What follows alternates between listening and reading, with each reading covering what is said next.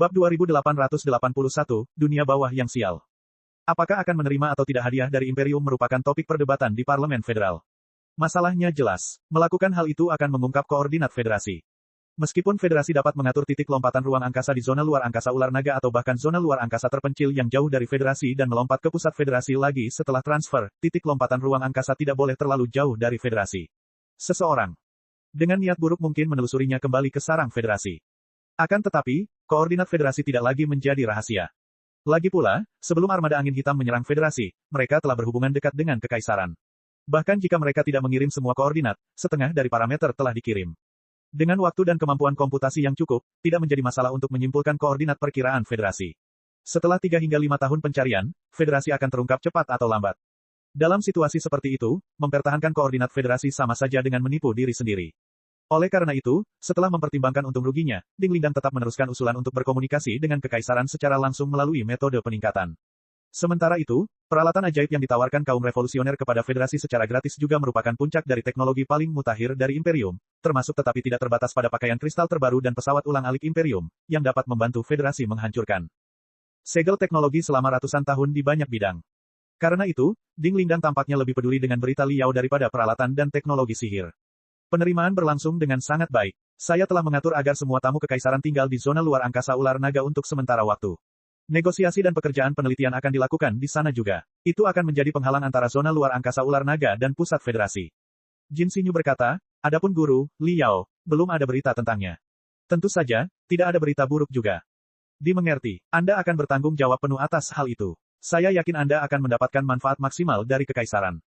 Ding Lingdang merenung sejenak. Kemudian dia berbalik dan bertanya, Direktur, apa reaksi orang-orang? Apa reaksi terkini dari opini publik tentang kemungkinan ekspedisi kita ke pusat alam semesta? Sama seperti versi lama, sama seperti versi yang diperluas dari diskusi sebelumnya. Beberapa dari mereka merasakan darah mereka mendidih, beberapa mendesah, beberapa bersemangat, dan beberapa merasa tidak nyaman. Beberapa sangat tidak sabar dan bersemangat, percaya bahwa Star Ocean Imperium dan Sanctuary Alliance bukanlah sesuatu yang istimewa. Selama penguasa keadilan, federasi tiba di pusat lautan bintang, dia akan mampu menyapu bersih semua iblis dan setan dengan mudah. Beberapa orang terlalu pesimis dan percaya bahwa federasi itu akan hancur. Mereka berpikir bahwa akan lebih baik untuk menggali lubang yang dalam sekarang, mengumpulkan cukup makanan, dan melarikan diri ke tempat perlindungan bawah tanah di mana mereka bisa bersembunyi selama ratusan tahun, atau bahkan ribuan tahun. Mereka berisik, kacau, dan punya pendapat sendiri. Sulit untuk mengatakan apakah mereka punya ide dan gelombang yang bersatu atau tidak. Tunggu, Ding Lingdang berkata, masih ada orang yang berpikir bahwa kekaisaran dan aliansi Suaka bukanlah sesuatu yang istimewa dan kita dapat menang dengan mudah. Faktanya, ada banyak orang yang tidak sabaran dan gegabah. Bahkan di tentara federal, banyak dari mereka yang menganggap diri mereka yang terbaik di dunia. Spring Breeze berkata, dari sudut pandang tertentu, kita semua adalah katak di dasar sumur di tepi lautan bintang. Meskipun kita telah membesar-besarkan keganasan dan teror Star Ocean Imperium selama 100 tahun terakhir, satu-satunya orang di Star Ocean Imperium yang pernah kita kenal adalah katak-katak yang tinggal di dasar sumur. Yang kami lawan adalah armada angin hitam. Dan pertempuran itu berakhir dengan kemenangan penuh bagi kami. Sisa-sisa armada angin hitam bahkan memilih untuk menyerah dengan patuh. Pengalaman semacam ini telah memberi banyak orang dari Kekaisaran Lautan Bintang, tentara federasi, dan para pembudidaya kesalahpahaman bahwa semua warga Kekaisaran Lautan Bintang akan seperti penggarap angin hitam. Mereka bahkan mungkin semudah diajak bicara seperti di Fei Wen. Apakah pembicara merasa bahwa mungkin bagi mereka untuk tidak sombong dan tidak sombong? Oleh karena itu, jika kita benar-benar akan mengirim pasukan, pertama-tama kita harus menemukan cara untuk menekan kesombongan seekor katak di dasar sumur dan menempatkan diri kita di tempat yang tepat. Jika tidak, ketika kita berbaris ke tengah lautan bintang dengan kesombongan dan keangkuhan yang tidak dapat dijelaskan, kesombongan kita akan berubah menjadi keputusasaan. Ketika kita mengalami kemunduran, kesombongan yang muncul karena kemenangan bisa saja hancur karena kegagalan. Itu bukanlah hal yang baik. Tetapi saat ini, kebanggaan seekor katak dalam sumur adalah apa yang saya butuhkan. Baru saja dia selesai berbicara, Jin Xinyu memotongnya. Faktanya, saat ini, warga federasi belum tenang setelah kemenangan besar beberapa tahun lalu. Yang perlu mereka lakukan hanyalah menyalakan mesin propaganda dan menginspirasi warga dengan peristiwa simbolis tertentu. Kekacauan. Diskusi akan dikonsolidasikan menjadi ideologi yang bersatu, dan sorak-sorai warga akan terdengar. Parlemen akan menyerukan untuk maju ke tengah lautan bintang. Tunggu, Ding Lingdang menyipitkan matanya dan menatap Jin Xinyu dengan waspada. Direktur Jin, apakah kamu melakukan trik kotor di belakangku lagi? Tidak. Tidak. Tuan Ketua, Anda keliru. Tidak, sama sekali tidak. Jin Xinyu mengangkat 3 jari dan mengumpat. Aku sudah belajar dari kesalahanku terakhir kali. Itu benar, aku tidak melakukan sesuatu yang mencurigakan secara diam-diam, juga tidak melanggar hukum federasi. Semua yang kulakukan adalah legal, publik, dan disebutkan dalam pengarahan kerja. Kamu dapat memeriksa dan bertanya kepadaku kapan saja. Aku berjanji untuk memberitahumu semua yang aku tahu. Benarkah begitu? Ding Lingdang masih mengerutkan kening. Mengapa kamu membuatku semakin khawatir? Apa sebenarnya yang kamu inginkan? Saya ingin menyelamatkan Liao. Baik itu guru saya, Liao, atau makhluk tertinggi tiga alam, Bapak Federasi, Liao, saya akan berusaha sekuat tenaga dan menyelamatkannya dengan cara apapun. Jin Xinyu menatap mata Ding Lingdang dan berkata, Tuan pembicara, atau lebih tepatnya, istriku yang baik, apakah Anda tidak menginginkannya? Tentu saja saya melakukannya. Namun, kekuasaan yang diberikan kepada saya oleh miliaran rekan senegara saya melarang saya untuk berpikir seperti itu dan perasaan pribadi saya berada di atas kepentingan seluruh federasi. Tinju Ding Lingdang yang terkepal mengendur lagi. Dia berkata dengan suara rendah, aku sudah menahannya untuk waktu yang lama. Aku hampir tidak tahan lagi. Syukurlah, masa hukumanku akan segera berakhir. Saat itu, aku akan dapat meletakkan semua bebanku dan mendapatkan kembali kebebasanku. Saat itu, aku akan pergi ke pusat lautan bintang untuk mencari Liao walaupun aku sendirian. Namun, apakah kamu tidak takut kalau sudah terlambat? Saya tidak ingin mengatakan sesuatu yang tidak menguntungkan, kata Jin Xinyu. Tentu saja, guru diberkati. Dia dapat mengubah kemalangan menjadi keberuntungan dan menciptakan keajaiban setiap saat. Namun, dia juga telah melemparkan dirinya ke dalam pusaran yang lebih berbahaya dan jurang yang tidak dapat diprediksi setiap saat. Dia telah meningkatkan faktor risiko dari waktu ke waktu. Dan waktu lagi. Suatu hari, dia akan. Apakah aku akan jatuh? Ding Lingdang bertanya balik. Jin Xinyu tertegun sejenak. Setelah ragu sejenak, dia mengangguk. Itu akan sangat tidak beruntung. Ding Lingdang mendesah. Ini bukan, sial, kan? Jin Xinyu bingung. Kehidupan dan kematian guru memang sangat disayangkan. Kau salah paham. Aku tidak mengatakan bahwa gurumu tidak beruntung. Maksudku, Yama, para setan, dan para hantu di neraka tingkat terdalam tidak beruntung. Ding Lingdang menatap tinjunya dan berkata dengan santai, jika tuanmu mati, aku tidak punya pilihan selain menghancurkan seluruh neraka dan menghancurkan para iblis dan 10 raja neraka yang menghalangi jalanku menjadi berkeping-keping. Kemudian, aku akan menyelamatkan jiwa tuanmu. Bukankah iblis dan iblis yang tinggal di neraka yang kutinggalkan akan mati? Tidak sengaja terinjak akan sangat sial. Jin Xinyu terdiam.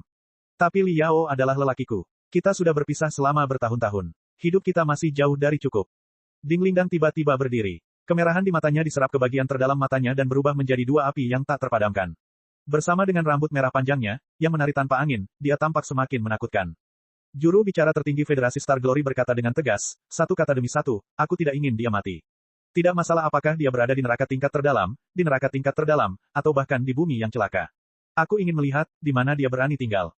Sementara pertemuan yang akan menentukan nasib federasi dan bahkan masa depan peradaban manusia diadakan di ruang pertemuan kapal perang Super Kunlun di galangan kapal cincin luar angkasa, di kampung halaman Liao, Meng Xiaolang, lulusan luar biasa dari sekolah militer terbaik di federasi, juga berjalan pulang dengan bangga. Floating Sphere City saat ini benar-benar berbeda dari 100 tahun yang lalu.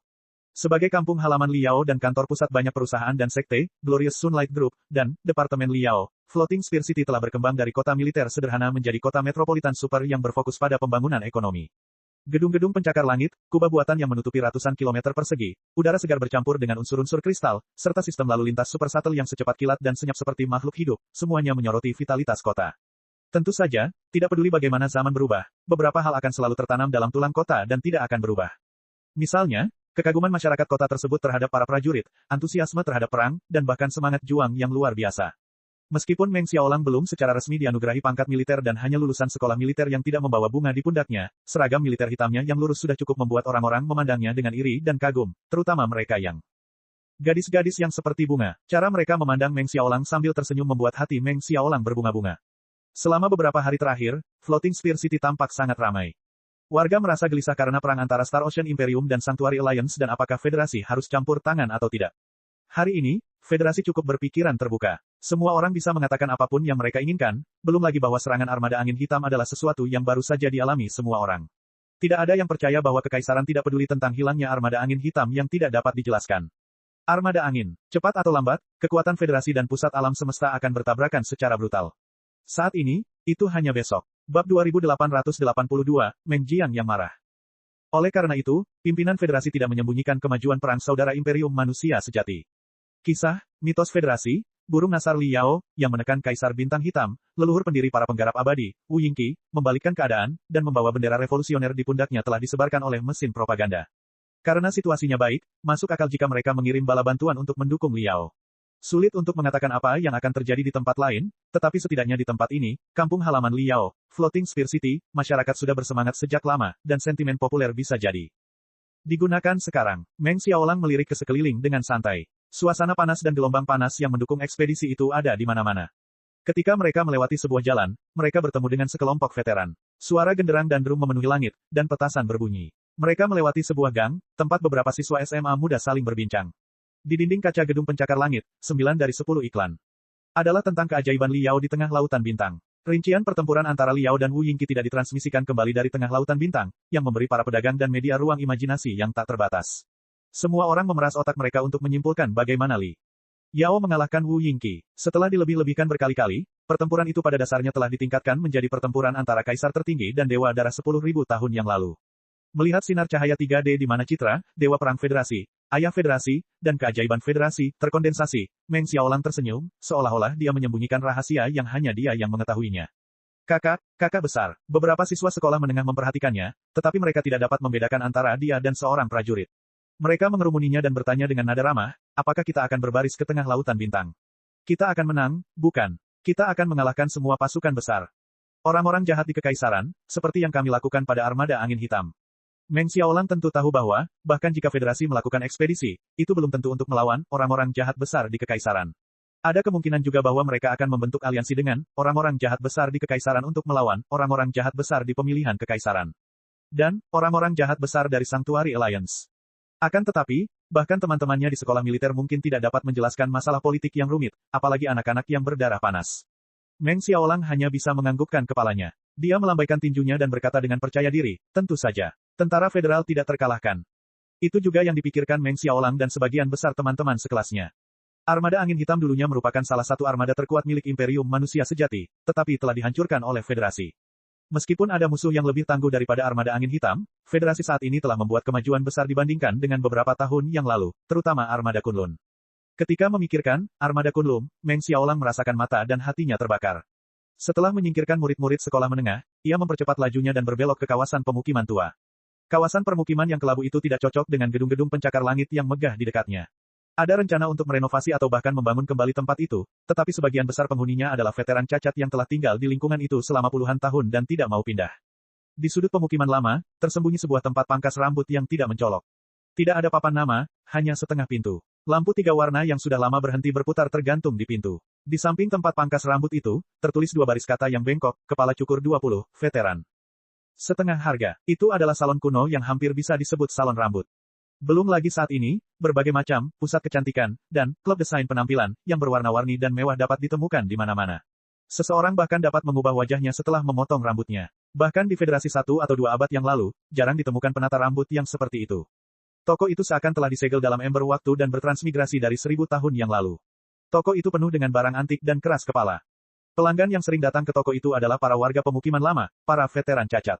Entah mengapa, dekorasi dan keterampilan pemilik toko kecil itu sangat cocok dengan selera para veteran. Semua veteran mengatakan bahwa tidak hanya harganya yang terjangkau, tetapi keterampilan sang master juga luar biasa. Ada juga banyak keterampilan unik seperti memetik burung phoenix.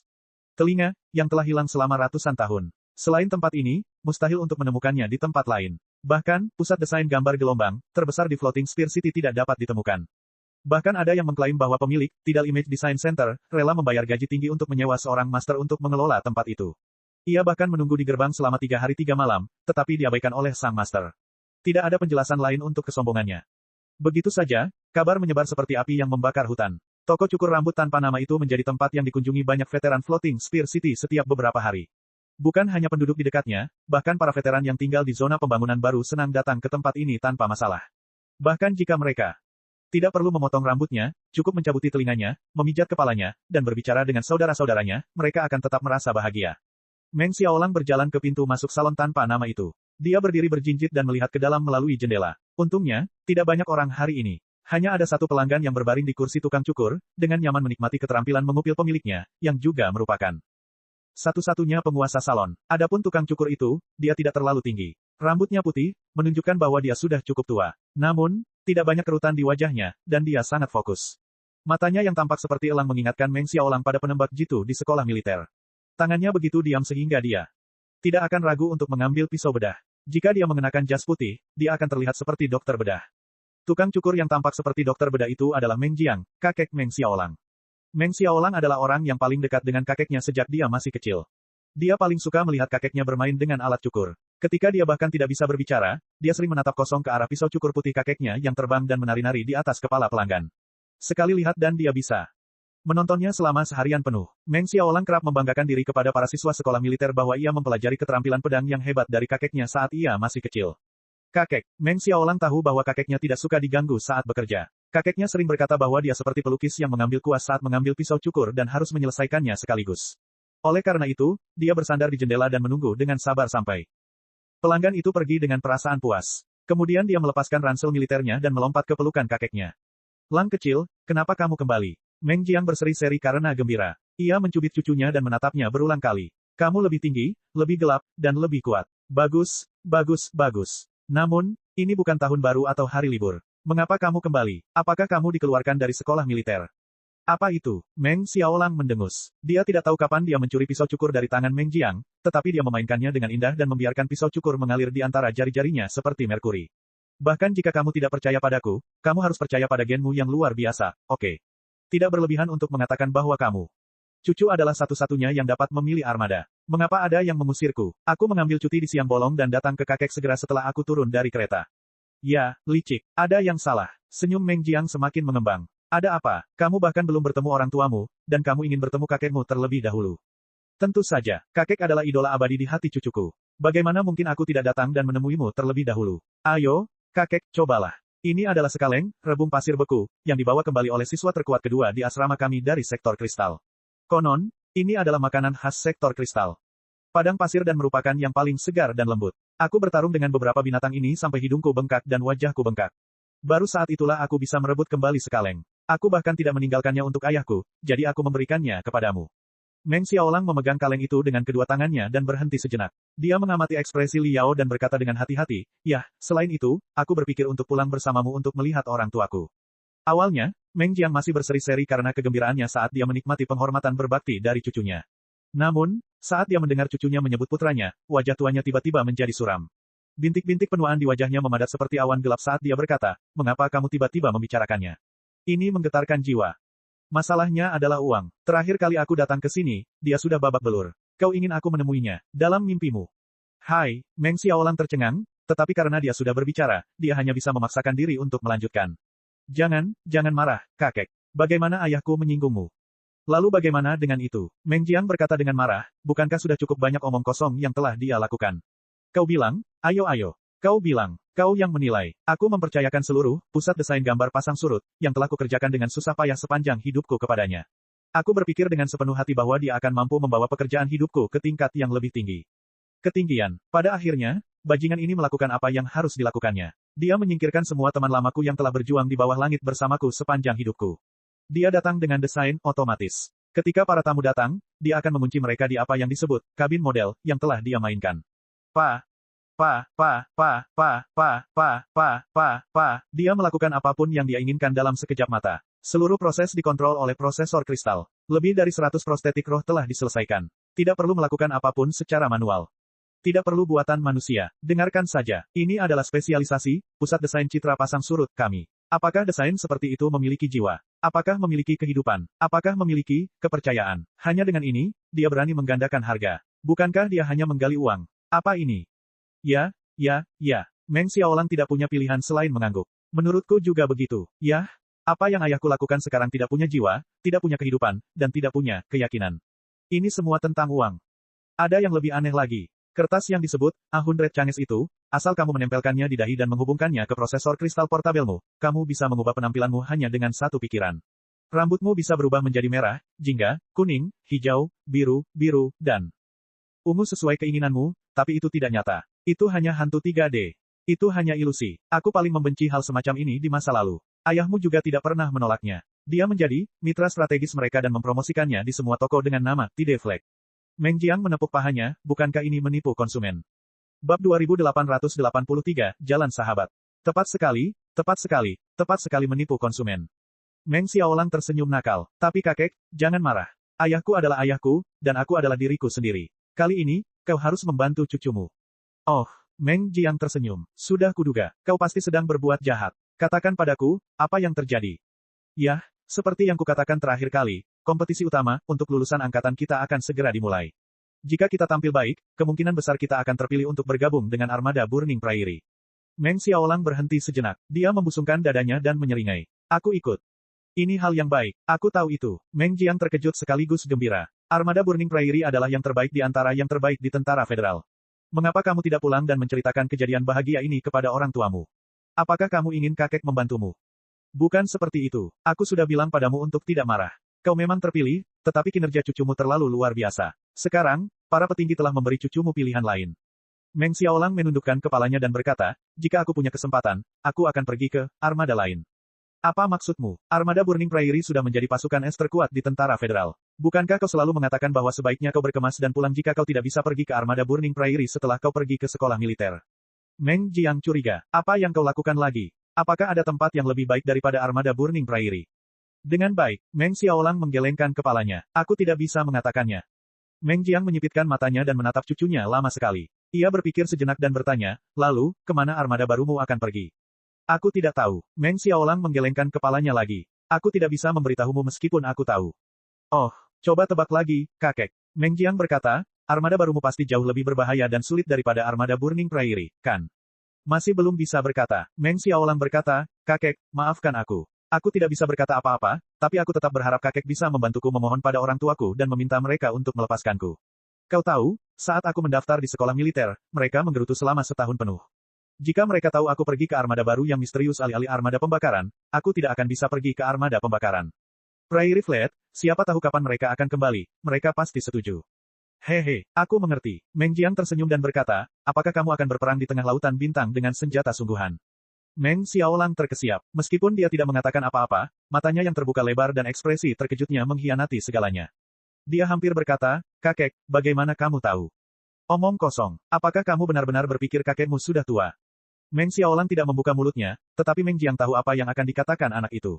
Dia mengambil pisau cukurnya dari tangan cucunya dan menggaruknya berulang kali, sambil bergumam, saat ini, ada pengeras suara yang meneriakkan, walalala, setiap hari di luar. Berita berubah satu demi satu. Mereka. Semua tentang ekspedisi ke pusat lautan bintang. Selain itu, pelanggan tetap di toko kakekmu telah menjadi tentara selama puluhan tahun. Jika mereka tidak dapat memahami pasar, apa yang dapat mereka lakukan? Kemudian, Meng Xiaolang merasa ada sesuatu yang mengganggunya. Pipinya memerah, tetapi ketika dia melihat bahwa kakeknya tidak cemas atau marah, dia bertanya dengan hati-hati, kalau begitu, kakek, bagaimana jika aku benar-benar pergi ke pusat lautan bintang? Maukah kau mendukungku? Kita kesampingkan dulu dukungannya. Kenapa kamu harus pergi? Meng Jiang menyimpan pisau cukurnya dengan rapi. Diam-diam dia mengeluarkan sebotol kecil busa cukur dari kompartemen rahasia di bagian bawah lemari perkakas. Dia membuka botol itu, dan langsung disambut oleh aroma anggur. Dia menyipitkan matanya dan menarik napas dalam-dalam. Kemudian dia menyesap makanan kaleng yang dibawa cucunya dan memberi isyarat kepada cucunya. Pergi dan tunggu di gerbang. Kirim sinyal ke kakekmu saat kamu melihat nenekmu memasuki lingkungan itu. Ya, jongkok saja di sana dan beritahu kakekmu. Apa yang ada di pikiranmu? Kenapa kau harus mempertaruhkan nyawamu di tengah lautan bintang daripada menjalani kehidupan yang nyaman di rumah? Apa yang perlu dipikirkan? Federasi kita selalu menghormati kekuatan bela diri. Floating Spear City adalah tempat paling populer untuk seni bela diri di seluruh federasi. Itu adalah kota burung nasar. Manusia Floating Spear mana yang tidak ingin berjuang demi kejayaan dengan setiap serangan? Meng Xiaolang telah mengambil keputusan. Ia mengangkat kepalanya tinggi-tinggi dan berkata, kakek mengajariku sejak aku masih kecil bahwa, apapun yang kulakukan, aku harus selalu melakukan yang terbaik. Sekarang setelah aku belajar di sekolah militer, wajar saja jika aku bergabung dengan armada terbaik dan menjadi prajurit terbaik. Kupikir pembakaran Prairie Fleet adalah yang terbaik di federasi, dan itulah mengapa aku selalu ingin bergabung dengan Burning Prairie Fleet. Tapi sekarang, aku punya pilihan yang lebih baik. Orang biasa tidak akan memiliki kesempatan untuk bergabung meskipun mereka menginginkannya. Tingkat eliminasinya lebih dari 99%. Tidak ada alasan bagiku untuk menyia-nyiakan kesempatan seperti itu. Kesempatan sekali seumur hidup setelah melalui begitu banyak kesulitan untuk lulus ujian. Selain itu, belum lagi apa, Meng Jiang menatap cucunya. Lagi pula, aku ingin membantumu, kakek. Meng Xiaolang menarik napas dalam-dalam. Melihat tidak ada seorang pun di sekitar, dia mengepalkan tinjunya dan menyatakan dengan tegas, aku akan memberitahu semua orang bahwa, Meng Jiang, bukan hanya teman sekelas Liao tetapi juga kakek, Meng Xiaolang. Kamu memiliki cucu yang sangat hebat yang pasti akan menjadi orang hebat. Prestasi di tengah lautan bintang. Dia akan bersinar cemerlang dan memiliki banyak pertemuan yang tak terduga. Dia akan menjadi generasi baru Dewa Perang Federasi dan legenda 100 tahun mendatang. Hahaha. Memang benar bahwa Meng Xiaolang memiliki rahasia besar sejak kecil, dia adalah, yang tertinggi dari 3 alam, burung nasar Liao, yang dianggap sebagai kemuliaan dan keajaiban oleh seluruh federasi. Dia adalah pahlawan yang telah menciptakan banyak kemuliaan dan legenda. Dia juga merupakan simbol kota tombak terapung. Dia dan kakek kandungnya sebenarnya adalah teman sekelas di sekolah menengah. Namun, saat itu, hubungan kakeknya dengan Li Yao tampaknya tidak baik. Dia samar-samar mendengar kakeknya menyebutkan bahwa mereka berdua memiliki semacam konflik. Kakeknya bahkan telah menindas Li Yao. Oleh karena itu, kakeknya tidak suka menyebut nama Li Yao di rumah. Kadang-kadang, ketika ayah Meng Xiaolang menyebutkannya, kakeknya akan melotot padanya dengan ekspresi galak di wajahnya. Sejak Meng Xiaolang menjadi waras, dia selalu memiliki firasat yang aneh. Firasat aneh bahwa, meskipun dia adalah tokoh sejarah yang tercatat dalam buku teks, dia telah terlibat dengan orang-orang terdekatnya. Entah mengapa, ia juga punya ambisi, jika saya bisa melakukannya, maka tidak ada alasan bagi saya untuk tidak bisa melakukannya. Selain itu, kadang-kadang terlintas dalam benak Meng Xiaolang bahwa, jika kakeknya benar-benar memiliki konflik dengan burung nasar Li Yao, ketika dia masih muda, kakeknya pasti sangat tertekan, karena kakeknya tidak akan pernah bisa menebus dirinya sendiri ketika berhadapan dengan ahli yang tak tertandingi seperti burung nasar. Li Yao, tidak masalah. Jika kakek tidak dapat menemukan tempat, dia akan meminta cucunya untuk melakukannya. Suatu hari, dia, Meng Xiaolang, akan menciptakan kejayaan yang lebih besar daripada burung nasar Li Yao. Meng Xiaolang tersipu malu. Karena malu, ia menceritakan semua kejadian yang telah terjadi kepada kakeknya. Dia tidak menyangka Meng Jiang tiba-tiba tertawa terbahak-bahak setelah menatapnya cukup lama. Dia tertawa terbahak-bahak hingga hampir menumpahkan anggur yang ada di busa cukurnya. Hahaha, cucu yang baik sekali. Kakek yang harus disalahkan. Hahaha, kakek benar-benar harus disalahkan. Meng Jiang tertawa lama sebelum ia terhenti oleh tatapan terkejut di mata cucunya. Ia menarik napas dalam-dalam beberapa kali, hanya untuk menyadari bahwa wajahnya telah membiru. Tidak sampai setengah hari kemudian ia mengedipkan mata pada cucunya dan memberi isyarat agar ia datang.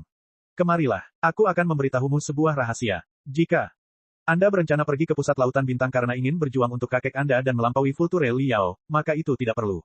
Kakek dan Li Yao memang teman sekelas SMA, tetapi tidak ada konflik atau dendam di antara mereka. Sebaliknya, hubungan kami sangat baik saat itu. Kami adalah sahabat karib.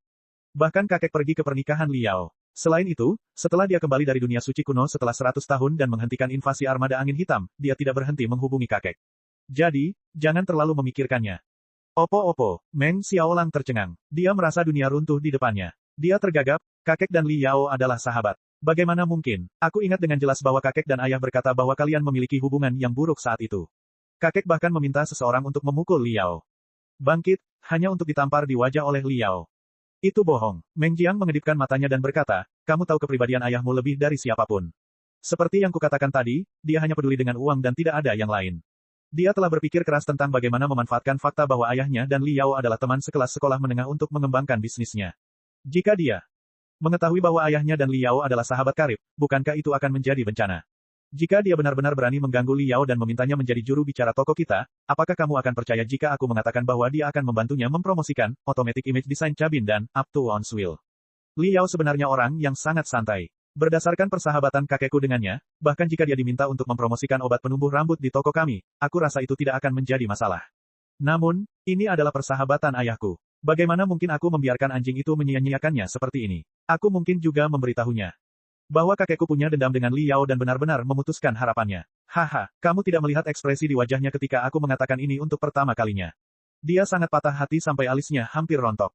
Meng Xiaolang terdiam. Dia sama sekali tidak bisa memahami sirkuit otak aneh milik ayah dan kakeknya.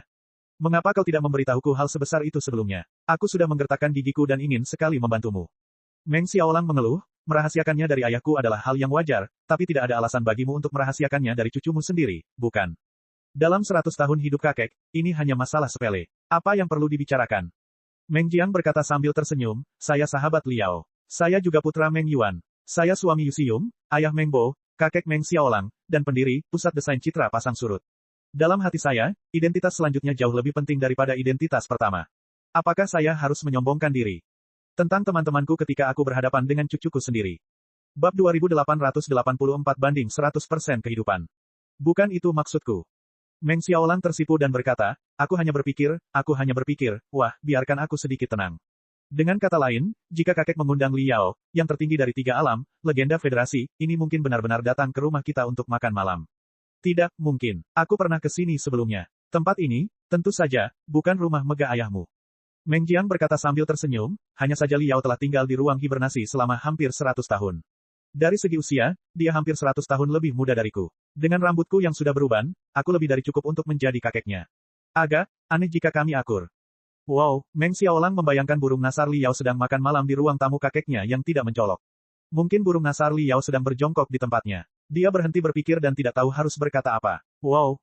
Ada apa? Bukankah kau paling membenci, legenda federasi, kita? Kau terus berambisi untuk melampauinya dan menjadi 10 kali lebih baik darinya. Meng Jiang sengaja bertanya, kenapa sikapmu berubah 180 derajat hari ini? Itu karena aku pikir Liao adalah musuh yang tak terkalahkan, kakek. Itu sebabnya aku selalu ingin membalas dendam pada kakek. Kalau tidak, siapa yang akan membenci para pahlawan besar federasi tanpa alasan? Mereka adalah simbol kampung halaman kita. Meng Xiaolang awalnya tersenyum, tetapi tiba-tiba teringat sesuatu dan mengerutkan kening lagi. Dia berkata dengan gugup, tidak bagus. Jika Liao dan kakek tidak memiliki konflik dan aku tidak perlu membalas dendam atau membalas dendamnya, apakah kakek masih akan mendukungku untuk pergi ke pusat lautan bintang? Anda harus bertanya pada diri sendiri pertanyaan itu. Tanyakan pada diri sendiri, mengapa Anda bergabung dengan tentara? Meng Jiang menatap Meng Xiaolang dan berkata dengan tenang, apakah ini demi uang dan status, ataukah demi sensasi dan kegembiraan, ataukah karena kamu ingin ikut arus, ataukah karena kamu kompetitif dan ingin maju saat orang lain tidak? Dengan baik, Meng Xiaolang ragu-ragu, tenggelam dalam pikirannya. Sebenarnya, kamu tidak perlu bertanya. Kakek sudah memikirkan pertanyaan itu sejak lama. Selama setengah bulan terakhir, propaganda di luar semakin ramai. Tampaknya federasi kemungkinan akan terlibat dalam perang baru. Bahkan jika kamu tidak bergabung dengan armada baru yang misterius itu, tetapi bergabunglah dengan armada Burning Prairie atau armada biasa lainnya, Anda kemungkinan akan terlibat dalam pusaran perang. Meng Jiang merenung sejenak dan berkata, meskipun ayahmu terlalu malu untuk datang menemuiku, ibumu mengirimiku beberapa pesan bangau spiritual, memintaku memberimu kesempatan untuk membujukmu agar tidak bertugas di ketentaraan yang berbahaya. Mereka tahu bahwa kau hanya akan mendengarkanku. Namun, hehe, kamu, orang tuamu, dan kamu, serta orang-orang di jalan luar yang darahnya mendidih dan semangatnya rendah, semuanya adalah warga negara generasi baru dari federasi. Kakekmu, di sisi lain, adalah orang tua dari federasi lama, sektor asal surga. Warga negara federasi generasi baru dan generasi lama berbeda. Terlalu berbeda. Anda tidak akan pernah memahami mentalitas kami, dan pemahaman kami tentang perang sangat berbeda. Generasi baru federasi telah tumbuh dalam lingkungan yang aman, stabil, dan makmur. Anda tidak pernah mengalami perasaan malapetaka yang akan segera terjadi. Anda telah mengalami 100 tahun kedamaian. Bahkan selama Perang Cincin Langit, 30 tahun yang lalu dan Perang Pertahanan Federasi, baru-baru ini, api. Perang hanya melanda seluruh angkasa dan terbatas pada tentara federal dan kaum kultivator. Perang tidak terlalu memengaruhi orang-orang yang tinggal di planet ini. Karena itu, kalian orang-orang, federasi baru, cenderung memandang perang dengan romansa yang tidak realistis dan kepanikan yang berlebihan. Kalian terlalu kekanak-kanakan, seperti anak-anak yang tidak bisa mengendalikan emosi dan melakukan apapun yang mereka inginkan. Singkatnya, Anda tidak merasakan sakitnya perang. Anda tidak tahu bagaimana rasanya ditusukkan pisau jagal yang menyala ke organ dalam Anda. Bagaimana dengan federasi lama 100 tahun yang lalu? Pasti sulit bagimu untuk membayangkan bahwa kita hanya memiliki satu planet bernama Heaven's Origin pada saat itu, yang penuh dengan lubang cacing yang terhubung ke sektor setan darah. Tidak ada perbedaan antara garis depan dan garis belakang sama sekali, terutama di Grand Desolate Plateau, di mana gelombang monster yang dahsyat dapat muncul kapan saja dan menyerang musuh yang brutal kapan saja. Dalam lingkungan yang keras seperti ini, kita tidak punya waktu untuk mempertimbangkan untung rugi, waktu dan biaya ekspedisi, kekuatan musuh, dan kondisi negosiasi seperti yang dilakukan orang-orang federasi baru hari ini. Hal-hal itu tidak ada. Para petani, tentara, dan warga sipil semuanya adalah sama saja. Masukkan kepala Anda ke saku dan lakukan saja. Pada saat itu, lebih mudah bagi seseorang untuk mati daripada mati demi seekor semut. Kehancuran sebuah kota tidak ada bedanya dengan layunya rumput liar. Bahkan peradaban kita, Federasi Star Glory, yang telah berjuang dalam darah dan api selama 500 tahun, dapat binasa kapan saja. Menghadapi semua ini, kita tidak punya waktu maupun tenaga untuk panik, ragu-ragu, dan menimbang untung ruginya. Kita hanya bisa terus maju dengan sikap mati rasa dan menyingkirkan semua musuh yang menghalangi jalan kita. Mungkin suatu hari, kita akan dibunuh oleh musuh. Bertahan hidup atau hancur bukanlah masalah besar.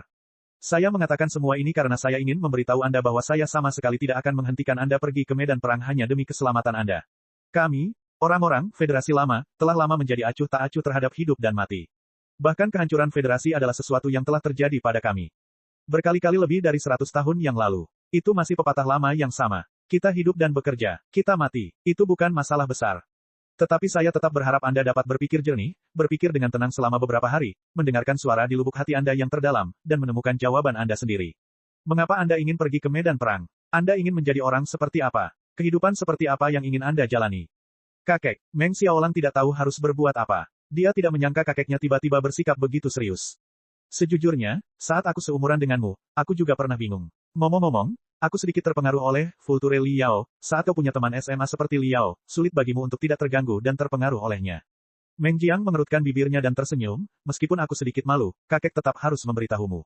Saat itu, kakek sangat iri. Dia bahkan cemburu pada burung nasar Liao. Dengan baik, Meng Xiaolang menarik napas. Ia berpikir sejenak lalu mengangguk. Baiklah, kalau aku teman sekelas Liao di SMA, aku khawatir aku juga akan iri padanya. Cemburu adalah kecemburuan, tetapi hubungan kita masih sangat baik. Selain itu, aku tahu bahwa bakatku terbatas, dan aku tidak dapat bersaing dengannya di jalur kultivasi. Jadi, aku telah memutuskan bahwa aku harus menjadi yang terbaik dalam bisnisku sendiri dan menjadi yang terbaik di federasi. Dengan begitu, aku akan dapat mengangkat kepalaku tinggi-tinggi di depan. Dari dia, Meng Jiang menyesap anggurnya lagi dan membiarkan rasa panas dan pedas kembali ke tenggorokannya. Dia berkata dengan suara rendah, kamu mungkin tahu apa yang terjadi kemudian. Setelah aku berjuang siang dan malam, bisnisku tumbuh semakin besar. Merek, Wave, meluas ke seluruh federasi dan bahkan di beberapa sektor. Kami bahkan memiliki waralaba di planet sumber daya yang paling terpencil. Saya semakin dekat dengan tujuan saya, tetapi saya mengabaikan keluarga saya, dan jarak antara saya, istri saya, dan anak-anak saya semakin melebar. Selama beberapa tahun terakhir, nenekmu, ayahmu, dan aku menjalin hubungan yang buruk. Bahkan, sulit untuk mengatakan apakah ayahmu terpengaruh oleh masa kecilku atau tidak. Namun, aku masih terobsesi dengan janji yang kuucapkan kepada sahabatku. Baru setelah nenekmu sakit parah dan berada di ambang kematian selama setahun penuh, aku tersadar dan menyadari kesalahanku. Apa hal terpenting dalam hidupku? Apakah itu hanya janji dengan sahabatku dan bukan orang-orang di sekitarku? Apakah lebih penting untuk menegakkan kepalaku di depan sahabatku daripada kebahagiaan keluargaku? Lagi pula, Liao sama sekali bukan orang seperti itu. Dia tidak peduli seberapa besar karirku. Terlepas dari apakah aku, perancang citra terbaik federasi, atau tidak, kita akan selalu menjadi sahabat karib. Aku sama sekali tidak bersaing dengan Liao. Aku bersaing dengan diriku sendiri, iblis mentalku, kesombonganku, rasa rendah diri, dan kecemburuanku. Pada akhirnya, aku hampir kehilangan istri dan anak-anakku. Sejak hari itu, saya tercerahkan. Cara Liao menjalani hidupnya tidak ada hubungannya denganku. Label pertama dalam hidupku adalah Meng Jiang, bukan sahabat karib Liao. Liao punya petualangannya sendiri, dan aku punya petualanganku sendiri. Petualanganku termasuk bertemu nenekmu, bibimu, dan ayahmu, yang adalah anjing, dan tentu saja, saudara perempuanmu dan dirimu. Dibandingkan dengan pertemuan kebetulan yang diberikan surga kepada Liao, aku merasa bahwa pertemuan kebetulan yang diberikan surga kepadaku ini bahkan lebih berharga. Aku sudah memiliki pertemuan kebetulanku sendiri, jadi mengapa aku harus bersaing dengan Liao? Setelah saya menyadari hal ini, babak baru dalam hidup saya pun dimulai. Meskipun karir saya tidak mencapai puncak, saya dapat dengan bangga mengatakan bahwa saya menjalani setiap hari dengan jujur dan bahagia. Saya tidak menyia-nyiakan kesempatan yang diberikan surga kepada saya. Saya menyayangi keluarga saya dan menikmati kehidupan bahagia saya saat ini. Saya menjalani jati diriku yang sebenarnya. Aku mencapai 100% Meng Jiang, sama seperti Liao yang menjalani 100% Liao. Apakah kamu mengerti? Kamu adalah cucu kesayangan kakek. Kakek mendukung semua keputusanmu. Aku hanya berharap kamu tidak bertindak berdasarkan dorongan hati, tidak terpengaruh oleh propaganda media, tidak bertindak karena alasan konyol seperti menjadi pahlawan super 10 kali lebih kuat dari Liao, atau bahwa ada suara di lubuk hatimu yang mendorongmu untuk terbang ke pusat lautan bintang setiap detik. Tidak peduli apapun rintangan yang kamu hadapi atau bahkan ancaman kematian, kamu tidak akan pernah menyerah. Setiap orang punya jalan hidupnya masing-masing. Jika kamu mendengar suara seperti itu akan membuktikan bahwa kamu telah mengambil jalan yang benar. Surga akan menyiapkan pertemuan kebetulan yang eksklusif untukmu di jalan ini. Kamu akan dengan berani menyambutnya dan hidup menjadi 100% Meng Xiaolang. Ingat, kamu adalah kamu. Kamu adalah Meng Xiaolang, bukan cucu dari sahabat karib Liao. Jangan pernah berpikir untuk hidup menjadi 1000% Liao. Itu akan membosankan. Aku hanya ingin melihat 100% Meng Xiaolang. Kau mengerti? Bab 2885, Pemain Super. Aku mengerti. Aku akan memikirkannya dengan hati-hati dan mencari tahu jawabannya di lubuk hatiku yang terdalam sebelum aku meminta dukungan kakek. Meng Xiaolang tidak dapat menahan diri untuk berkata, namun, wow. Kakek, Anda tidak tahu ini, tetapi ketika Anda mengucapkan kata-kata itu tadi, seluruh tubuh Anda bersinar. Tidak perlu dikatakan betapa tampannya Anda. Cucu Anda benar-benar semakin mengagumi Anda. Ini seperti hari pertama dia bertemu dengan Anda. Dia semakin penasaran denganmu. Karena kamu sangat dekat dengan burung nasar Liao, aku sangat ingin tahu apakah kamu pernah berpikir untuk menjalani kehidupan seperti Liao. Atau, begini saja, katakanlah Dewa yang Maha Kuasa memberimu kesempatan untuk menukar kehidupanmu dengan kehidupan Liao. Apakah kamu akan menukarnya? Pertanyaan cucunya membuat Meng Jiang berpikir keras. Kedalaman mata lelaki tua itu awalnya kotor, sebelum cahaya bintang muncul di dalamnya. Pada akhirnya, cahaya bintang itu mengembun menjadi aliran dan berangsur-angsur menjadi jernih kembali. Ya, tentu saja. Siapa yang tidak ingin menjalani kehidupan yang mengasyikkan seperti Liao saat mereka masih muda dan sembrono? Selain itu, fakta bahwa mereka pernah berada di kelas yang sama dengan Liao dengan mudah memberi orang ilusi bahwa Liao hanya beruntung. Jika mereka adalah mereka akan menjadi seperti dia. Meng Jiang berkata, namun, seiring bertambahnya usia, saya mengumpulkan kehidupan saya selama bertahun-tahun.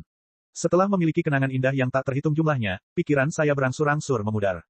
Pikirkan baik-baik. Jika aku bisa menukar hidupku dengan Liao dan memiliki kemampuannya yang luar biasa, aku pasti bisa menjalani kehidupan yang lebih menggetarkan jiwa dan mempesona. Namun jika itu masalahnya, mustahil bagiku untuk bertemu nenekmu, dan mustahil bagiku untuk melahirkan anak. Kepada bibimu dan ayahmu, meskipun ayahmu membuat orang marah sepanjang hari, dia tetap sangat imut saat masih kecil. Dia seperti gumpalan jeli lembut, menggesek-gesekkan tubuhnya padaku sepanjang hari. Hahaha, anjing ini. Benar, kalau begitu, aku juga tidak akan ada di sana. Meng Xiaolang berseru, jika kakek telah menjadi seorang kultivator yang kuat, dia tidak akan bertemu nenek dan jatuh cinta padanya. Tidak akan ada seorang ayah, juga tidak akan ada aku. Ya, jika itu masalahnya, kau dan adikmu tidak akan ada. Hari-hari baik dan buruk selama 100 tahun terakhir akan berlalu. Meng Jiang, saat ini sudah mati. Hilang. Tidak, dia tidak pernah ada. Menatap dirinya sendiri dalam anggur, Meng Jiang terdiam cukup lama, seolah-olah dia telah kembali ke tempat yang indah di masa lalu yang jauh. Senyum menawan muncul di wajahnya sesaat, dan kebahagiaan yang hangat di saat berikutnya. Bahkan matanya berkilauan. Dia bergumam, jadi, menukar hidupku dengan kehidupan Liao dengan semua yang kumiliki saat ini, dan bahkan menjadi legenda federasi.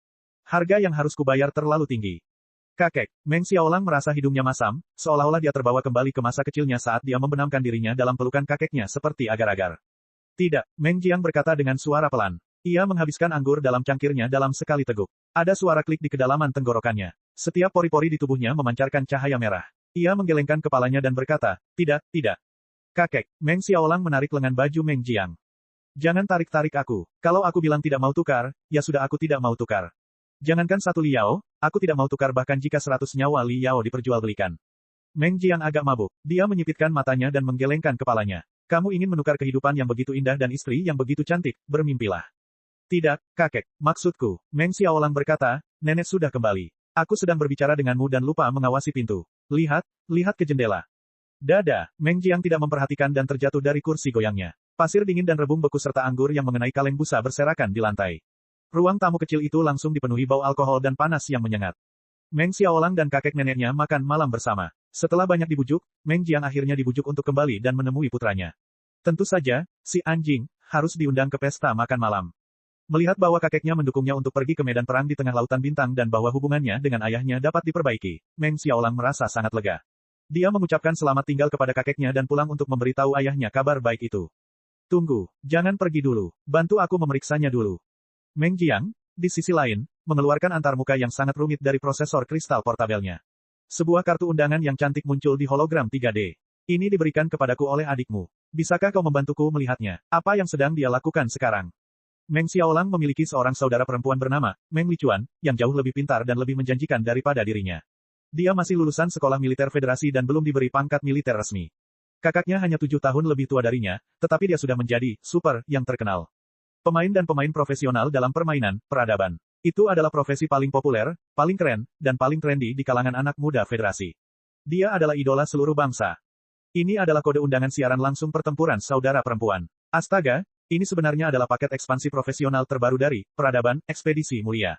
Meng Xiaolang langsung berdiri begitu melihatnya. TTT ini adalah konfrontasi puncak yang telah mengguncang seluruh federasi selama beberapa hari terakhir. 2 tim profesional papan atas dari permainan, peradaban, tim iblis bulan, melawan tim bayangan darah. Hasilnya kemungkinan besar akan memengaruhi publik. Pendapat seluruh masyarakat, dan bahkan arah kebijakan dari pihak berwenang. Aku tidak menyangka bahwa suster akan dipromosikan dari tim kedua Moon Vien ke tim 1 secepat itu dan bahkan dapat berpartisipasi dalam kompetisi super sekali dalam seabad. Mengesankan. Kakek, kamu benar-benar, apa kamu tahu betapa langkanya kode undangan kompetisi ini di luar sana? Orang biasa tidak bisa mendapatkannya bahkan jika mereka punya uang, oke. Kamu punya barang yang bagus, tetapi kamu baru mengeluarkannya sekarang. Kompetisi ini sudah dimulai sepanjang hari dan malam. Ayah. Meng Xiaolang menjadi sangat marah. Dia telah berpartisipasi dalam pertandingan tertutup di sekolah militer, termasuk pemilihan Armada Kunlun, yang paling rahasia. Tentu saja, dia tidak dapat berkomunikasi dengan dunia luar. Setelah hasil seleksi, Armada Kunlun keluar, dia akhirnya mendapat 3 hari liburan dan bergegas pulang tanpa bertanya tentang saudara perempuannya. Dia telah mengetahui berita tentang apa yang disebut konfrontasi terbaik yang akan menentukan masa depan federasi di kereta.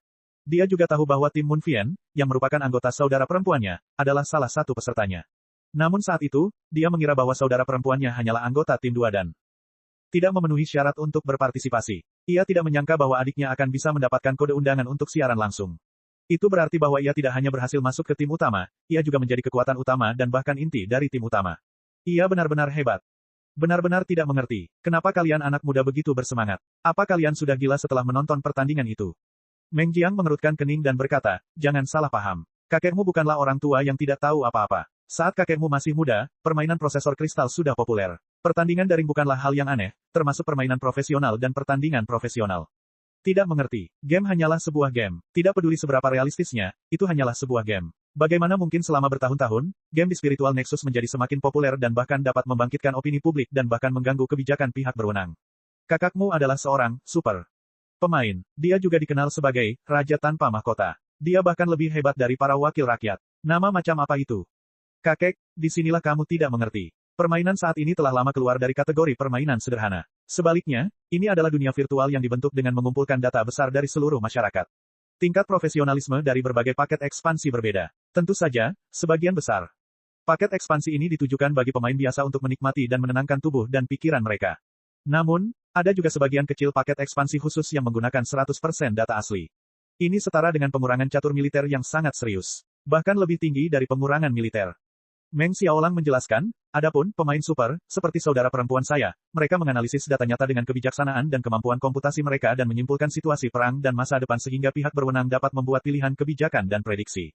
Pemain super, hanyalah sebuah nama. Namanya sangat berbeda dengan pemain game di era Anda, kakek. Setiap tim super saat ini memiliki bayang-bayang militer, sekte besar, dan bahkan badan intelijen di belakang mereka. Misalnya, tim Moon Fian, yang diikuti oleh saudara perempuan saya, adalah tim profesional yang didanai oleh Dark Moon Foundation. Jika Anda ingin bergabung dengan tim Moon Fian, Anda tidak hanya harus menjalani tes dan penyaringan 10 kali lebih ketat daripada militer, Anda juga harus menandatangani perjanjian kerahasiaan dan menerima manajemen yang ketat. Begini saja, Anda dapat menganggap saudara perempuan Anda sebagai gabungan dari generasi baru analis data dan personel intelijen, tetapi yang dapat dipamerkan di bawah sinar matahari. Tentu saja, pertandingan antar tim super seperti itu bukan untuk hiburan, tetapi untuk memprediksi masa depan. Katakanlah bahwa, Ekspedisi Mulia, paket ekspansi terbaru dari game, peradaban, tempat saudara perempuan saya bertarung, diberi wewenang oleh Yayasan Bulan Gelap dan pihak berwenang untuk mengirimkan kembali data nyata terperinci tentang Imperium Manusia Sejati untuk menyimpulkan perubahan tentara federal. Di pusat alam semesta, karena militer belum mengimpor data terbaru, tidak sulit untuk membayangkan betapa rahasianya data tersebut. Oleh karena itu, hanya tim-tim super dengan latar belakang seperti tim Moon Fian, yang dapat berhubungan dengan paket ekspansi ini. Belum lagi bermain dengannya, bahkan menonton streaming langsung pertandingan telah diedit dan disembunyikan. Banyak data penting telah disembunyikan, dan hanya gambaran umum yang dapat dilihat. Kode undangan yang diberikan saudara perempuan saya memungkinkan saya melihat lebih banyak detail dan data daripada Spiritual Nexus publik. Ini benar-benar harta yang tak ternilai. Hehe, Meng Jiang tersipu dan bergumam dengan suara rendah, pada akhirnya, ini hanya permainan. Apa masalahnya? Katakan padaku, bagaimana Raja Tanpa Mahkota dapat mengubah arah opini publik dan bahkan mengganggu keputusan strategis penguasa. Bab 2886, Partisipasi Umum dalam Strategi. Tentu saja. Meng Xiaolang berkata, dahulu kala, orang-orang seperti saudara perempuan saya akan menjadi think tank di sekitar raja, dan tim super mereka akan menjadi think tank tingkat tinggi. Siapa yang tidak akan menghormati pendapat profesional mereka? Misalnya, sebagian besar perwakilan di parlemen tidak tahu bagaimana menghitung perubahan situasi. Jika seorang wakil rakyat masuk ke parlemen karena dia begitu kuat sehingga dia bisa meledakkan gunung dengan satu pukulan, bagaimana mungkin dia tidak mendengarkan pendapat para ahli? Meng Jiang tiba-tiba menyadari sesuatu. Sama seperti pembicara kita. Ya, dia adalah istri teman sekelasmu dulu, Liao, naga api, yang terkenal di federasi. Meng Xiaolang tidak bisa menahan tawa. Semua orang di federasi tahu bahwa Ketua Ding terkenal karena kekuatan dan karismanya. Dia tidak tahu banyak tentang gambaran besar, tetapi sebagai ketua parlemen federasi, dia tidak perlu mahir di semua bidang. Tentu saja, banyak sekali. Para ahli seperti saudara perempuannya akan membantunya membuat rencana serta menganalisis, menyimpulkan, dan memprediksi perubahan di masa mendatang dengan kemampuan komputasinya yang menakjubkan dan data terperinci. Tentu saja, ini hanya salah satunya. Yang lebih penting lagi, hal ini akan memengaruhi opini publik dan memungkinkan masyarakat umum memahami situasi dan masalah terkini dengan cara tercepat dan termudah. Kakek tahu bahwa sudah puluhan tahun sejak peradaban menjadi populer. Selama beberapa dekade, generasi baru telah tumbuh menjadi tulang punggung masyarakat federal. Generasi kami mulai bermain game hampir segera setelah kami lahir. Kami memiliki tingkat penerimaan dan kepercayaan yang tinggi terhadap game. Permainan hampir menjadi media pertama kita, dan pemain super profesional menjadi bintang dan idola generasi kita. Jika kebijakan negara disajikan dalam data dan kata-kata kering, hanya sedikit orang yang tertarik. Namun, pertandingan akan dipersembahkan oleh para pemain super yang menjadi pusat perhatian. Perhatian dan penerimaan mereka akan jauh lebih tinggi. Saat ini, pihak berwenang ingin masyarakat memahami pentingnya partisipasi federasi di lautan bintang sebanyak mungkin. Berita dan pengumuman saja tidak cukup menarik. Selain itu, jika kami merilis paket ekspansi baru, peradaban, dan meminta masyarakat untuk menjelajahi dan Menghargai misteri di tengah lautan bintang serta kekaisaran dan kekuatan aliansi suci, bukankah akan menyenangkan untuk mengajari mereka dan membuat mereka mengerti segalanya tanpa mereka sadari? Jika paket ekspansi amatir yang dimainkan pemain biasa masih lelucon, deduksi strategis yang dilakukan saudara perempuan saya dan yang lainnya saat ini sangat berwibawa. Kakek, lihat, ini adalah forum, ekspedisi mulia, konfrontasi puncak. Ini adalah simulasi tentara federal. Berbaris ke pusat lautan bintang melintasi miliaran bintang untuk berperang melawan armada utama aliansi kesepakatan suci bersama para revolusioner imperium. Meskipun kami tidak dapat mengumpulkan data pertempuran sebenarnya dari armada utama Federasi Star Glory, kami dapat memperkirakan kekuatan musuh dengan mengalihkan data relevan yang dikumpulkan Federasi Star Glory di masa lalu dengan faktor. Selain itu, kemampuan tempur armada Federasi Star Glory agak dapat diandalkan jika dibandingkan dengan armada angin hitam. Menurut data, duel virtual kurang lebih menjadi titik acuan yang hebat. Oleh karena itu, banyak sekali orang di federasi yang menaruh perhatian penuh pada pertandingan ini. Menurut forum, jumlah orang yang menonton pertandingan secara langsung telah melampaui 10 miliar. 10 miliar orang. Perlu dicatat bahwa pertandingan tingkat ini sebenarnya sangat membosankan, tidak ada suara yang menyilaukan atau efek kilat. Sebagian besar waktu, yang ditampilkan pada berkas cahaya adalah kata-kata, ikon, dan aliran informasi. Begitu saja, 10 miliar orang sedang online pada saat yang sama. Entah berapa kali lebih banyak orang yang menunggu hasil akhirnya. Dimanapun saudara perempuanku berada, tim Moon Vien, yang didukung oleh Yayasan Bulan Kegelapan, dan tim Blood Shadow, yang memiliki latar belakang samar di militer, memiliki pendukung yang tak terhitung jumlahnya di antara warga sipil. Semua anggota tim adalah pemimpin opini yang berpengaruh. Hasil dari pertempuran itu tentu akan mengubah pendapat publik tentang apakah akan berbaris ke tengah lautan bintang atau tidak. Di sini, ini adalah 3 forum semua kelas terbesar dari federasi.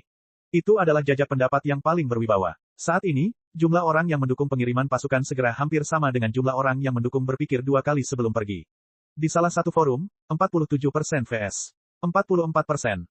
Dengan 9% menyatakan sulit untuk menjawabnya. 2 forum lainnya serupa, yang menunjukkan bahwa masyarakat tidak memiliki suara yang seragam. Tetapi saya percaya bahwa, ketika pertarungan terakhir antara tim Moon Vien dan tim Blood Shadow berakhir dan hasilnya sudah keluar, hasil jajak pendapat publik akan sangat berubah. Meskipun jajak pendapat publik bukanlah pemungutan suara yang sebenarnya, jajak pendapat publik dapat sangat memengaruhi hasil pemungutan suara parlemen. Sebagian besar anggota parlemen dipilih oleh publik. Siapa yang berani menentang kecaman universal, mengabaikan, atau bahkan menentang suara publik? Jika masyarakat menyatakan bahwa mereka akan berbaris ke tengah lautan bintang, saya yakin banyak anggota Kongres akan berubah menjadi klan elang berdarah besi. Di sisi lain, jika mayoritas masyarakat tidak mendukung gagasan pengiriman pasukan, dan suara-suara anti-perang di antara warga sipil tak berujung, tidak mungkin parlemen akan memutuskan untuk mengirim pasukan dengan paksa. Kakek, mulutku hampir kering. Apakah kau mengerti? Lebih kurang, Meng Jiang berkata, kalau begitu, pertandingan adikmu cukup penting. Cepatlah dan mainkan untukku. Tidak apa-apa. Sementara Meng Xiaolang mengetik kode undangan untuk kakeknya, dia tersenyum dan berkata, deduksi strategis seperti itu pada tingkat ahli bukanlah permainan biasa.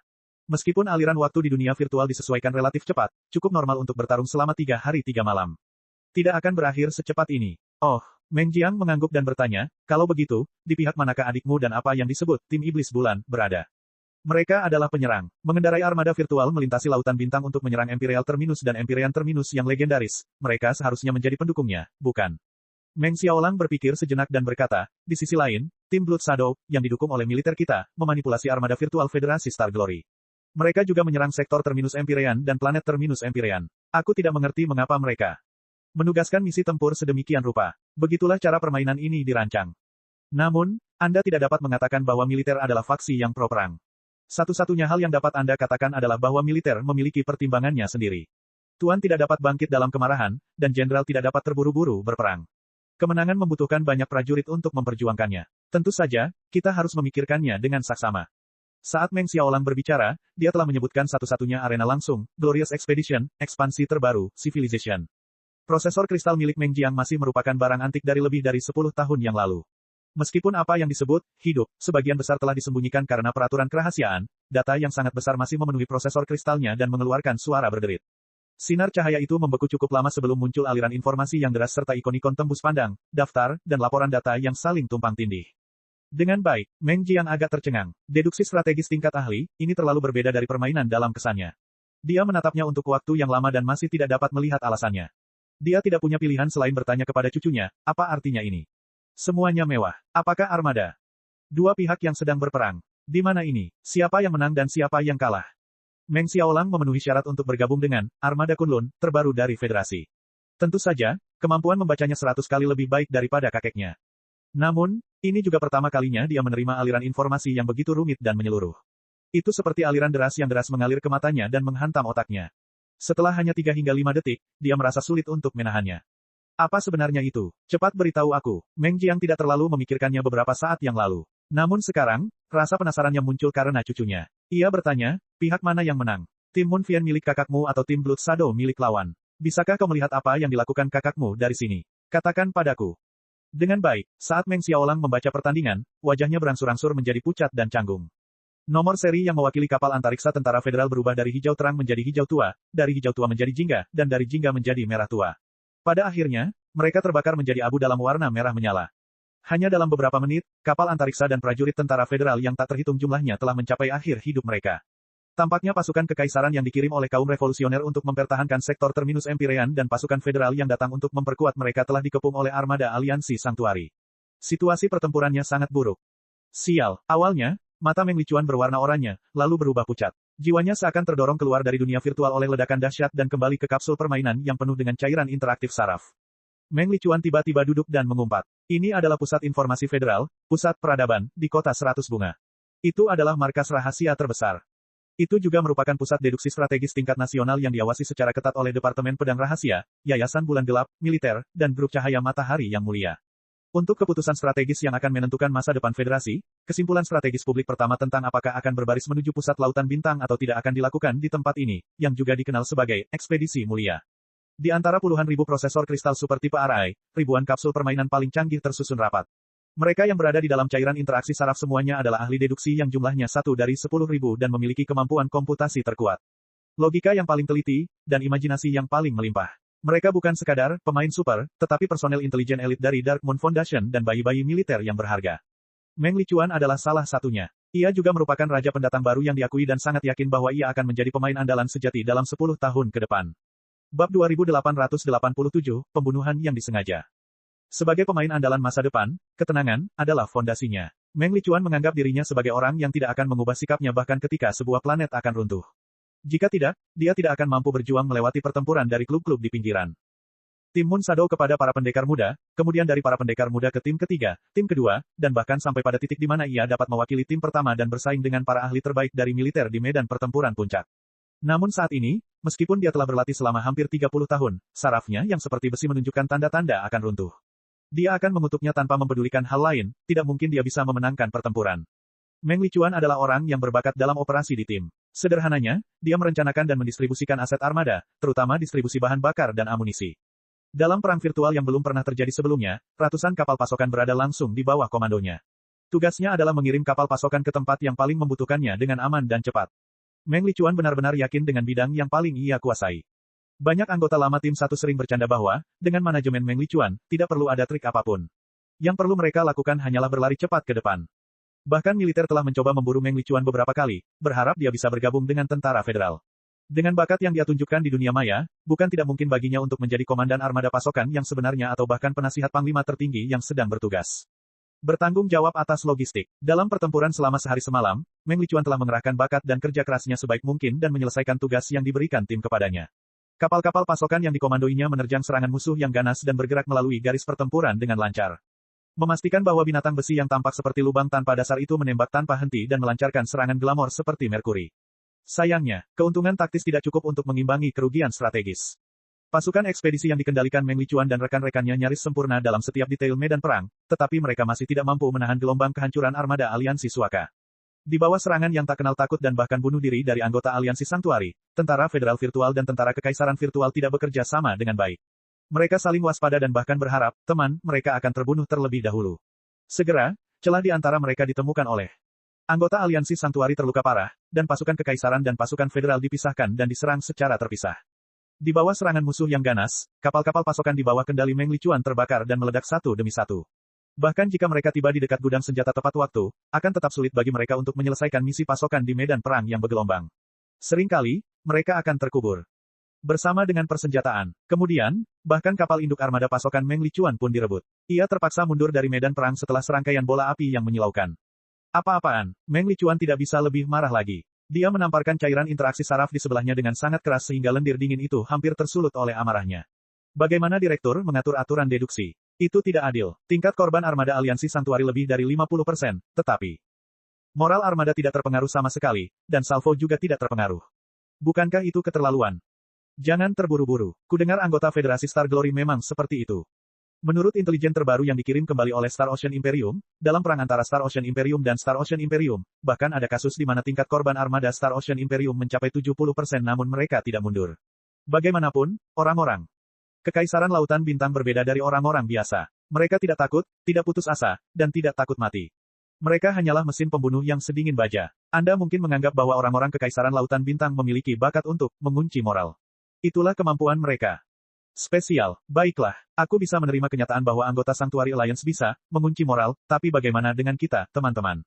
Meng Lichuan masih marah. Dia menggertakkan giginya dan berkata, moral sekutu Kekaisaran terlalu rendah. Mereka akan segera runtuh. Apa masalahnya? Bukankah kita membantu mereka mempertahankan ibu kota? Kita harus menunjukkan kepada mereka bahwa kita akan hidup atau mati bersama ibu kota apapun yang terjadi. Yah, ada alasan bagus untuk itu. Rekannya menjelaskan kepada jenius yang baru saja bergabung dengan tim 1 dan belum tahu apa yang sedang terjadi. Menurut desain tim direktur, pada kenyataannya, para revolusioner dalam deduksi sedang bertarung di dua front. Selain invasi aliansi suci, mereka juga dihadapkan dengan pemberontakan anggota elektor yang tersisa di belakang.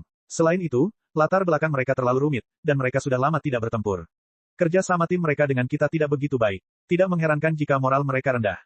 Meng Lichuan menarik napas dalam-dalam dan berteriak, bagaimana dengan kita? Mengapa moral pasukan ekspedisi federal kita juga terpengaruh oleh situasi sialan itu? Seluruh pasukan terguncang ketika tingkat korban kurang dari 20%. Apakah kita para kultivator selemah itu? Hal ini didasarkan pada pemahaman militer yang komprehensif terhadap kondisi psikologis prajurit akar rumput. Rekannya melanjutkan, tentu saja, para psikolog dan penyembuh meditasi memiliki penilaian profesional mereka sendiri. Bagaimanapun, menurut mentalitas para prajurit di tingkat akar rumput di militer saat ini, jika mereka menghadapi kemunduran kecil setelah mereka melompat ke tengah lautan bintang, moral mereka akan anjlok. Kau tahu, tidak semua orang seyakin dirimu bahwa kemenangan akhir akan menjadi milik kita. Meng Lichuan tertegun cukup lama. Ia menatap prosesor kristal super yang berkedip-kedip di atas kepalanya dan hanya bisa mengumpat tanpa daya. Memang benar bahwa dia adalah seorang yang fanatik dan seorang pemenang yang tak tergoyahkan. Dia percaya bahwa federasi dan para kultivator tidak terkalahkan. Dia juga percaya bahwa dia akan menang telak dalam perang terbesar. Mentalitas semacam ini barangkali serupa dengan mentalitas saudara-saudaranya, Meng Xiaolang, yang berusaha memperjuangkan kakeknya dan membantu kakeknya mendapatkan kembali mukanya yang hilang di tempat burung nasar Li Yao 100 tahun yang lalu. Gadis malang itu tidak tahu bahwa kakeknya dan Li Yao tidak memiliki konflik apapun dan merupakan sahabat. Dia tidak berniat melakukan apapun kepada Li Yao. Namun, jika dia bisa menjadi terkenal dan membuktikan bahwa cucu perempuan Meng Jiang lebih baik daripada cucu perempuan Li Yao, dia yakin kakeknya akan sangat senang. Tentu saja, Li Yao tampaknya belum memiliki cucu perempuan. Dia bahkan tidak memiliki anak. Secara keseluruhan, Meng Lichuan adalah pria yang sangat percaya diri. Tetapi hari ini, untuk pertama kali dalam hidupnya, dia merasakan kekalahan telak, dan itu sungguh membuat frustrasi. Deduksi strategis bukanlah perang sungguhan. Mustahil untuk memanggil puluhan ribu profesional untuk berpartisipasi. Oleh karena itu, para pemain super masih bisa kembali ke medan perang dengan identitas baru setelah kematian yang tidak diharapkan. Namun, ia akan dihukum dengan waktu jeda tertentu. Waktu pendinginan Meng Lichuan adalah 15 menit. Menurut aliran waktu menurut strategi, itu akan menjadi beberapa jam di medan perang. Dia diam-diam mengoperasikan teknik kultivasi mentalnya, membiarkan energi spiritualnya mengalir perlahan di sepanjang pembuluh darah otaknya untuk mendinginkan otaknya, yang akan meledak. Sambil lalu, dia membuka forum, ekspedisi mulia, konfrontasi puncak, dan menjelajahi forum publik. Komentar mengenai pertempuran. Beberapa saat yang lalu, di lautan bintang tempat api perang berkobar, setiap sel otak dipenuhi dengan data medan perang. Bagaimana dia bisa punya waktu untuk peduli tentang hal-hal ini? Seperti yang dia duga, tim bayangan bulan, yang mewakili pasukan ekspedisi federasi, tampil sangat buruk. Semua orang sangat terkejut. Sebelum pertandingan dimulai, forum tersebut telah dipenuhi dengan suara-suara positif dan optimis. Publik percaya bahwa, meskipun tentara federal tidak dapat memenangkan pertandingan dengan mudah, setidaknya mereka dapat membantu kaum revolusioner mempertahankan garis pertahanan Imperial Terminus sehingga Federasi Star Glory dan Sanctuary Alliance akan terlibat dalam pertarungan antara manusia dan manusia. Kemudian, tentara federal akan memutuskan apa yang harus dilakukan pada akhirnya. Sekarang situasinya berbeda. Federasi saat ini telah menguasai sebagian besar teknologi dan pengetahuan dari tanah misterius Kunlun. Kemampuan tempur armada padang rumput terbakar bahkan lebih tinggi daripada armada angin hitam. Armada ini jarang ada tandingannya di tengah lautan bintang. Benar sekali. Jika para prajurit Federasi Star Glory benar-benar sekuat itu, mereka tidak akan mampu menembus garis pertahanan selama 1000 tahun. Tentara Kekaisaran saja sudah cukup untuk menghentikan para prajurit Federasi Star Glory, belum lagi tentara federal sekarang. Menurutku deduksi strategis itu tidak cukup baik. Itu tidak cukup realistis. Yang paling perlu kita khawatirkan bukanlah orang-orang dari Federasi Star Glory, tetapi apakah Kekaisaran akan meninggalkan kita dan menembak kita dari belakang. Tidak mungkin. Medan perang berada di ibu kota kekaisaran. Jika kita harus bertarung sampai mati, kita mungkin juga harus menghancurkan hati warga kekaisaran. Kemenangan besar atas armada angin hitam beberapa tahun lalu telah melebur ke dalam tulang-tulang rakyat dan menjadi keyakinan banyak orang di federasi. Pertanyaan-pertanyaan yang begitu percaya diri itu ada di mana-mana. Di tengah pertempuran, moral pasukan koalisi Federasi Star Glory, dan Federasi Star Glory turun jauh lebih cepat dari yang diperkirakan siapapun. Seperti yang telah diprediksi oleh banyak ahli, kesombongan dan rasa rendah diri adalah dua sisi mata uang yang sama. Kesombongan yang digelembungkan oleh sebuah kemenangan juga dapat padam sepenuhnya oleh sebuah kekalahan atau bahkan kegagalan. Orang-orang Sanctuary begitu kuat. Gila, mereka benar-benar sekelompok orang gila. Apa kau bercanda? Bukankah terlalu berlebihan jika tim direktur membandingkan kemampuan musuh kita? Baru belasan hari berlalu dalam deduksi strategis. Modal yang telah susah payah dikumpulkan federasi selama puluhan tahun telah hilang begitu banyak. Bagaimana kita akan berperang? Tidak, federasi tidak bisa terjun ke jurang api seperti itu tanpa alasan yang kuat. Kita harus memikirkannya dengan hati-hati. Kita harus memikirkan alasan mengapa kita harus ikut berperang. Ngomong-ngomong, ini bukan jebakan dari para penggarap abadi yang reformis yang meminta kita untuk dikubur bersama mereka dengan sengaja, bukan. Seperti yang kukatakan, tidak ada orang baik di Immortal Cultivator. Para reformis dan para penyintas pemilu semuanya adalah serigala dari suku yang sama. Mereka semua adalah Immortal Cultivator. Komentar-komentar seperti mendesah dan menggertakkan gigi lambat laun menjadi hal umum di forum. Bahkan jajak pendapat dari beberapa situs web yang berwenang pun menurun ke arah berpikirlah sebelum bertindak. Kurang dari 40% orang masih mendukung gagasan ekspedisi ke pusat lautan bintang sesegera mungkin. Bab 2888, tidak dapat kembali ke surga. Tanda tanya, pam. Setiap kata di forum itu menyengat mata Meng Lichuan seperti paku yang terbakar, menembus dadanya, dan membakar telapak tangannya. Dia tidak serta-merta berdiri pada posisi strategis yang tinggi dan sangat percaya pada prinsip seperti, bibirnya sudah hilang dan giginya sudah dingin. Sifat keras kepalanya yang alamiah membuat dia tidak sanggup menerima kegagalan, terutama pada deduksi strategis penting pertama yang diikutinya sebagai perwakilan tim Moon Vien. Bunyi bip, bunyi bip, bunyi bip. Sekarang setelah masa pendinginannya selesai, dia bisa bergabung dalam pertempuran lagi. Sambil menarik napas dalam-dalam dan memfokuskan pikiran serta jiwanya, Meng Lichuan kembali tenggelam ke dalam cairan interaksi saraf.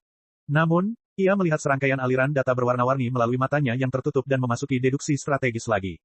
Kali ini, dia berperan sebagai penasihat tingkat tinggi dari armada pendukung. Dia juga bertanggung jawab untuk mengangkut bahan bakar, amunisi, dan pesawat ulang-alik ke tempat-tempat terpenting di garis depan. Jika memungkinkan, dia akan menyeret pesawat luar angkasa yang rusak dan yang terluka kembali dan memperbaikinya di benteng pemeliharaan besar di bagian belakang. Paling tidak, 30 hingga 50% kemampuan tempur mereka akan dipulihkan. Untuk sesaat, banjir data, pusaran informasi, dan hujan meteor yang terbuat dari berbagai rumus, grafik, dan kurva menghantam otaknya. Dalam deduksi strategis seperti itu pada tingkat para ahli, hampir tidak ada adegan yang disukai oleh penonton biasa untuk dilihat, seperti, kapal luar angkasa saling meledakkan dalam garis pertempuran, menghubungkan pesawat ulang-alik ruang angkasa dan legiun jas kristal, dan prajurit dewa raksasa merobek perut dan menghancurkan segala sesuatu yang menghalangi jalan mereka, di mana perang telah disederhanakan atau dikurangi ketampilan aslinya. Perubahan data dingin yang tak terhitung jumlahnya sedang terjadi, yang masing-masing mewakili sebuah kapal luar angkasa atau ribuan nyawa. Hilangnya data bahkan lebih tidak penting daripada pemusnahan catur. Bidak, dan Meng Lichuan harus memutuskan untuk tidak memikirkan makna di balik angka atau bidak catur itu dan mengirimnya ke tempat di mana mereka harus mati secepat mungkin. Itu bukan pekerjaan mudah. Dia bahkan mendapat tekanan lebih besar daripada staf dan komandan sebenarnya dari Star Ocean Imperium. Itu karena dia tidak akan menjadi satu-satunya yang memiliki begitu banyak data dalam pertempuran nyata di Lautan Bintang. Para ahli strategi, kapten, dan komandan akan berbagi tekanan untuknya saat dia memimpin begitu banyak kapal antariksa. Dia hanya perlu menjadi orang yang sederhana. Di tempat ini, Meng Lichuan harus menangani hampir 100 informasi setiap detik dan mendistribusikan aset terakhir tentara federal ke garis depan dengan tepat. Lebih baik memiliki data yang dapat diproses. Lebih sering daripada tidak, ketika musuh meluncurkan gangguan spiritual berintensitas tinggi dan memutus semua sumber datanya, dia seperti kuda buta yang berlari kencang di tebing. Dia hanya bisa mengandalkan intuisi, bakat, dan keberuntungan untuk memutuskan distribusi. Aktiva, di bawah kemampuan komputasi yang luar biasa dan tekanan mental, otak Meng Lichuan menembus batas kelelahan dan mencapai ambang kehancuran lagi hanya dalam waktu setengah jam. Dalam keadaan tak sadarkan diri, ia tak bisa memastikan apakah ia sedang melaksanakan deduksi virtual atau menyaksikan armadanya jatuh ke jurang kehancuran di medan perang yang kejam. Data yang membosankan dan diagram yang rumit semuanya berubah menjadi ilusi yang jelas. Meng Lichuan tampak melihat kapal-kapal luar angkasa Federasi yang tak terhitung jumlahnya terbakar di tepi sektor terminus Empyrean hingga berubah menjadi kupu-kupu yang menjerit-jerit. Mereka juga tampak melihat luka berdarah terbuka di ruang gelap. Kapal antariksa Sanctuary Alliance yang lebih banyak, lebih cepat, dan lebih ganas berdatangan melalui lubang cacing. Terganggu oleh pancaran bintang, gelombang tak kasat mata dari meriam kedua belah pihak memancarkan warna-warna yang glamor dan menakutkan. Sinar-sinar itu saling menjalin, melilit, dan terjalin, seolah-olah ular-ular yang tak terhitung jumlahnya dan berkilauan telah muncul di lautan bintang dan menggigit serta menelan satu sama lain. Lainnya, sebaliknya, ular raksasa yang melambangkan federasi ditelan oleh ular raksasa yang melambangkan tempat suci. Tidak, sama sekali tidak. Meng Lichuan menggertakkan giginya. Kemampuan komputasinya 5 kali lebih tinggi dari sebelumnya karena kekuatan yang tidak diketahui. Setiap kapal pasokan di bawah komandonya seperti ujung sarafnya yang telah dikerahkannya dengan tepat. Di garis depan yang menjadi tanggung jawabnya, kekuatan senjata tentara federal langsung berlipat ganda. Kapal luar angkasa Sanctuary Alliance yang tak terhitung jumlahnya tenggelam dalam lautan api yang cemerlang. Banyak rekan setim yang berpengalaman mengirimkan penghargaan kepada pendatang baru di saluran komunikasi. Sayang sekali, dalam konfrontasi hebat hampir sejuta kapal antariksa, kekuatan masing-masing tidak berarti apa-apa. Tidak peduli seberapa gagah berani pihak Meng Lichuan, mustahil untuk membalikkan kemunduran puluhan armada lainnya. Selain itu, bahkan seorang ibu rumah tangga yang pintar pun tidak bisa memasak tanpa nasi. Ketika Meng Lichuan kehabisan aset terakhir dan semua kapal pasokan di bawah komandonya berubah menjadi tangki kosong, tidak ada yang bisa dia lakukan. Lichuan, ada yang salah dengan amplitudo gelombang otakmu. Hentikan deduksimu sekarang. Meng Lichuan samar-samar mendengar suara memanggilnya dengan cemas. Sialan, sialan, sialan, bagaimana mungkin kita kalah? Pemotongan ini benar-benar gegabah. Benar-benar gegabah. Mata Meng Lichuan memerah. Dia mengabaikan peringatan itu dan menatap armada aliansi Suaka yang tidak ada melalui data yang berantakan. Lichuan, kamu akan mengalami gangguan mental. Berhenti sekarang. Suara itu terus berteriak. Sebaliknya Meng Lichuan, mendengar ejekan, cercaan, teriakan, dan desahan frustrasi di forum. Omong kosong, kita tidak akan kalah. Aku tidak akan mengaku kalah begitu saja. Meng Lichuan menggertakkan giginya. Setiap sel otak mendidih dan meledak. Keluar dengan paksa, keluar dengan paksa. Suara di telinganya menjerit. Data di depan mata Meng Lichuan melonjak gila-gilaan, menunjukkan bahwa armada Federasi Star Glory telah menemukan armada pasokan kecilnya. Percepatan dan kelincahan kapal perang musuh jauh lebih tinggi daripada kapal induknya. Dia tidak punya tempat untuk lari. Meng Lichuan mendengus. Tanpa ragu-ragu, dia mengarahkan kapal-kapal pasokan di bawah komandonya ke dalam formasi pertempuran langsung. Namun, karena desain tim pengarah, moral bersama, dan kepemimpinan, armadanya telah mencapai titik terendah. Hampir tidak mungkin bagi mereka untuk mengambil sikap, saling menghancurkan. Oleh karena itu, sebelum dia siap untuk mati, musuh telah berbaris ke armadanya seperti harimau lapar yang menerkam seekor domba. Sosok-sosok di depan Meng Lichuan berubah menjadi bintang jatuh yang bersinar, yang berkumpul menjadi kecerahan putih suram dan mencekik jiwanya. Dia pingsan bahkan sebelum menyelesaikannya. Kutukannya, Meng Lichuan mengalami tidur paling lelap dalam hidupnya. Dia juga mengalami mimpi buruk yang paling menakutkan dan tidak masuk akal. Sebagian besar mimpi buruknya berhubungan dengan perang besar di lautan bintang. Ia tampak terjatuh ke dalam rawa tebal yang penuh minyak. Kemudian, minyak itu terbakar, dan ia melihat kepala dirinya dan teman-temannya terbakar hebat. Mimpi buruk itu terulang berkali-kali sebelum Meng Lichuan berhasil membuka matanya yang merah. Ia menatap langit-langit untuk waktu yang lama sebelum ia yakin bahwa ia telah terbangun. Tetapi dia masih merasakan sakit kepala yang luar biasa, seakan-akan ada yang membedah kepalanya dan memasukkan pesawat luar angkasa ke dalamnya. Bau desinfektan di udara dan bunyi monitor di sebelahnya membuatnya yakin bahwa dia berbaring di ruang medis rumah sakit. Pasti sudah lama sekali, begitu lamanya, sampai-sampai dia berpikir keras beberapa lama sebelum ingat apa yang telah dilakukannya. Kompetisi. Aku ikut kompetisi. Jantung Meng Lichuan berdebar kencang. Ia tiba-tiba duduk, hanya untuk merasakan dunia berputar. Pesawat luar angkasa di dalam kepalanya melepaskan tembakan dan menghantam punggungnya. Telinganya berdenging, dan ia melihat bintang-bintang. Hei hei hei, apa yang kau lakukan? Apa kau ingin berbaring selama 3 hari 3 malam lagi? Di sekelilingnya, muncullah wajah yang agak imut, di atas ruang medis dan menatapnya sambil tersenyum. Kakak Tao, Meng Lichuan tersipu dan berteriak karena malu.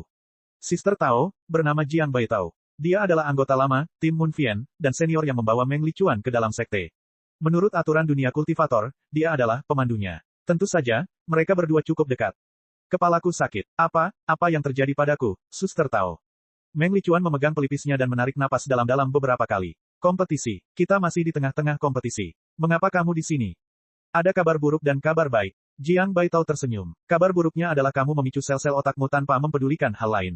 Kemampuan komputasimu begitu tinggi sehingga pembuluh darah otakmu hampir meledak. Kamu jatuh ke dalam gangguan mental yang paling serius dan telah terbaring di rumah sakit selama 3 hari dan 3 malam. Gadis yang ceroboh. Kabar baiknya adalah bahwa, hampir, mengalami gangguan mental tidak berarti gangguan mental.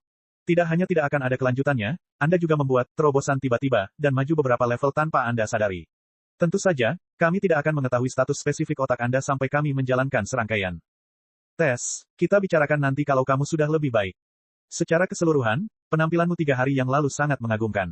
Saat ini, seluruh pusat deduksi strategis menyadari keberadaan seorang gadis kecil yang tidak peduli dengan hidupnya sendiri sepertimu. Tidak hanya banyak ahli di Yayasan Bulan Gelap yang mengambil informasi terperincimu, mereka juga menggosok-gosokkan tangan mereka sebagai persiapan untuk fokus membinamu. Bahkan militer, Glorious Sunlight Group, dan sekte-sekte besar sangat tertarik padamu. Mereka percaya bahwa kamu memiliki potensi yang tak terbatas dan ingin memburumu. Hei hei hei, kamu tidak akan meninggalkan Sister Tao yang memperlakukanmu dengan sangat baik, kan? Ah, Meng Lichuan agak malu, pipinya sedikit merah. Dulu, kabar baik seperti itu sudah cukup baginya untuk bernyanyi dan menari. Namun, setelah pertempuran brutal di Lautan Bintang, dia tidak lagi peduli dengan level pribadinya. Pertandingannya sudah berakhir. Melihat wajah ceria Jiang Baitao, Meng Lichuan merasa ada yang tidak beres. Apakah kita memenangkan pertandingan karena keajaiban di saat-saat terakhir? Mundurlah. Kita sudah kehabisan amunisi dan makanan, dan seluruh tim kita sudah musnah. Bagaimana kita akan menang? Tentu saja, kita sudah kalah. Kita sudah menderita kekalahan telak. Itu adalah kekalahan terbesar yang dialami tim Moonfian dan tim Blood Shadow dalam lebih dari 10 tahun. Sungguh. Aib, Jiang Baitao berkata terus terang. Hah. Meng Lichuan bingung. Dia bergumam, kita kalah. Kita benar-benar kalah. Lalu, mengapa saudari Tao merasa begitu santai dan bahagia? Senang. Jiang Baitao mengusap wajah gemuknya dan berkata sambil tersenyum, kamu pasti sangat senang melihatmu bangun dengan selamat. Apa gunanya aku bangun? Kita sudah kalah. Forum pasti mengutuk kita sampai ke akar-akarnya sekarang, kan? Meng Lichuan berkata dengan muram, juga, menurut jajak pendapat, berapa banyak orang yang mendukung, segera mengirim pasukan. 20%, 10%, bahkan tidak 5%. Baiklah, tentang itu, wajah Jiang Baitao tiba-tiba berubah aneh. Dia terbatuk dan berkata, menurut jajak pendapat komprehensif dari 3 forum otoritatif, 68% dari mereka mendukung, segera mengirim pasukan, dan 17% tidak yakin. Hanya 15% yang percaya bahwa kita harus berpikir matang-matang sebelum bertindak.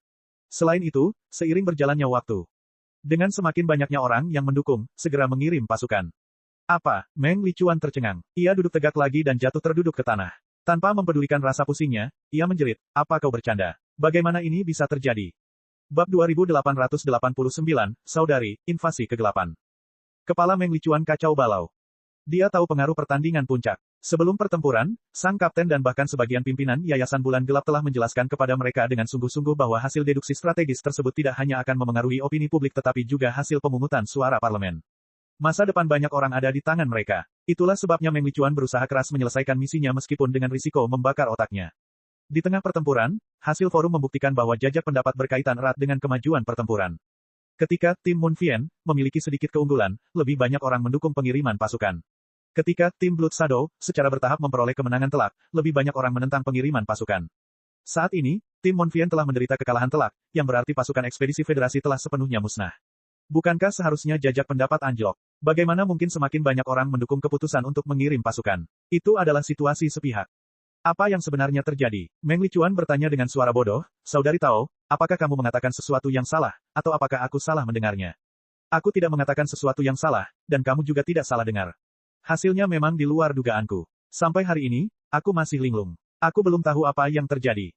Jiang Baitao tersenyum. Namun, hasil jajak pendapat tidak berubah seperti ini tanpa alasan. Banyak hal terjadi dalam 3 hari, tidak, 5 hari yang lalu, ketika Anda koma. Biarkan saya menjelaskannya kepada Anda satu persatu. Pertama-tama, sebuah permainan kecil muncul di forum. Permainan kecil, Meng Lichuan mengerutkan kening. Apa maksudmu? Seperti yang kalian tahu, pertandingan puncak antara tim Moonfian dan tim Blood Shadow telah menerima dukungan luar biasa dari para pejabat. Bahkan telah menjadi alat bagi para pejabat untuk menjelaskan situasi dan kebijakan kepada publik. Yayasan Bulan Kegelapan, militer, dan sekte-sekte utama. Federasi, termasuk Glorious Sunlight Group, semuanya telah menyalakan mesin propaganda. Hampir semua warga federasi mengetahui dan berpartisipasi dalam pertandingan tersebut. Puluhan miliar orang menonton pertandingan secara online pada saat yang sama. Ini adalah rekor paling luar biasa dalam sejarah. Game, Civilization. Game ini menjadi pusat perhatian publik dan popularitasnya melambung tinggi. Dapat dikatakan bahwa setiap warga federasi mengetahui masalah ini. Selama beberapa hari terakhir, meskipun mereka tidak menonton siaran langsung, mereka akan memperhatikannya melalui forum dan berita. Jiang Baitao berkata, namun, agar adil, paket ekspansi, Glorious Expedition, terlalu profesional. Paket ini bahkan lebih membosankan dan rumit daripada kotak pasir simulasi militer. Semuanya adalah data, informasi, dan ikon. Ini akan memakan waktu lama. Diperlukan setidaknya 3 hingga 5 hari untuk menyelesaikan pertempuran. Orang-orang biasa tidak mengerti apa yang sedang kita lakukan, dan bahkan lebih mustahil bagi mereka untuk menghabiskan beberapa hari dan malam untuk hal-hal yang membosankan dan menjemukan seperti itu. Kemudian, untuk menarik perhatian, meredakan kelelahan orang-orang, dan meningkatkan tingkat partisipasi mereka, penyelenggara, Dark Moon Foundation di belakang kami, berkolaborasi dengan tim produksi, Civilization, dan merilis game kecil. Tidak, kemudian, saya mengetahui bahwa, permainan kecil, itu sama sekali tidak kecil. Itu adalah bagian dari, ekspedisi mulia, yang bernama, Invasi Gelap. Invasi Kegelapan, Meng Lichuan bergumam, paket ekspansi baru. Ya, target kelompok, ekspedisi mulia, adalah pemain profesional, kultivator, dan personel militer yang memiliki kemampuan komputasi yang luar biasa. Karena tingkat kerahasiaannya, mustahil bagi pemain biasa untuk menghubungi data kunci. Invasi gelap, jauh lebih mudah diakses. Sasarannya adalah ribuan pengguna biasa. Tidak ada perhitungan atau operasi yang rumit. Efek suara, cahaya, dan listriknya halus dan nyata, membuat orang merasa seolah-olah mereka ada di sana dan tenggelam dalam kegelapan. Jiang Baito membuka halaman pengantar, ekspedisi mulia, dari prosesor kristalnya dan menunjukkan fitur-fitur permainan itu kepada Meng Lichuan. Sebelum dia melanjutkan, kualitas permainan itu sendiri cukup mengesankan. Itu juga membuat gebrakan besar dalam cerita saudara, ekspedisi mulia.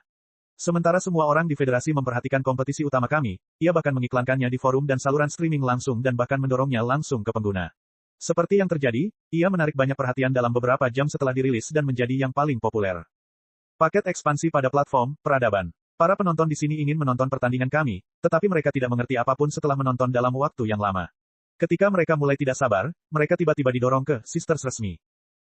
Karena mereka tidak punya hal lain yang lebih baik untuk dilakukan, mereka mungkin juga mencobanya. Bagaimana menurutmu? Meng Lichuan berpikir sejenak dan mengangguk. Ya, kalau aku pasti akan mencoba trik seperti itu juga. Lalu, apa gunanya permainan ini? Bagaimana kaitannya dengan jajak pendapat? Jiang Baito tersenyum dan membuka, invasi kegelapan. Meng Lichuan langsung terpesona oleh pemandangan mayat dan sungai darah. Dia bahkan agak terkejut. Karena ini adalah bab saudara dari, ekspedisi mulia, tentu saja, ada hubungan internal. Latar dari, invasi gelap, adalah cerita sebelum dan sesudah kegagalan, ekspedisi mulia, ketika para pemenang di tengah lautan bintang mengumpulkan sumber daya dari ratusan orang makmur dunia dan menyerang federasi di tepi lautan bintang, sehingga memusnahkan federasi. Jiang Baito melanjutkan, meskipun ini hanya sebuah permainan, tingkat kebebasan dan realisme keduanya sangat tinggi. Anda dapat memilih untuk menjadi prajurit biasa dari tentara federal dan bertarung melawan musuh yang sangat banyak, padat, dan sangat banyak sampai Anda kehabisan makanan dan darah.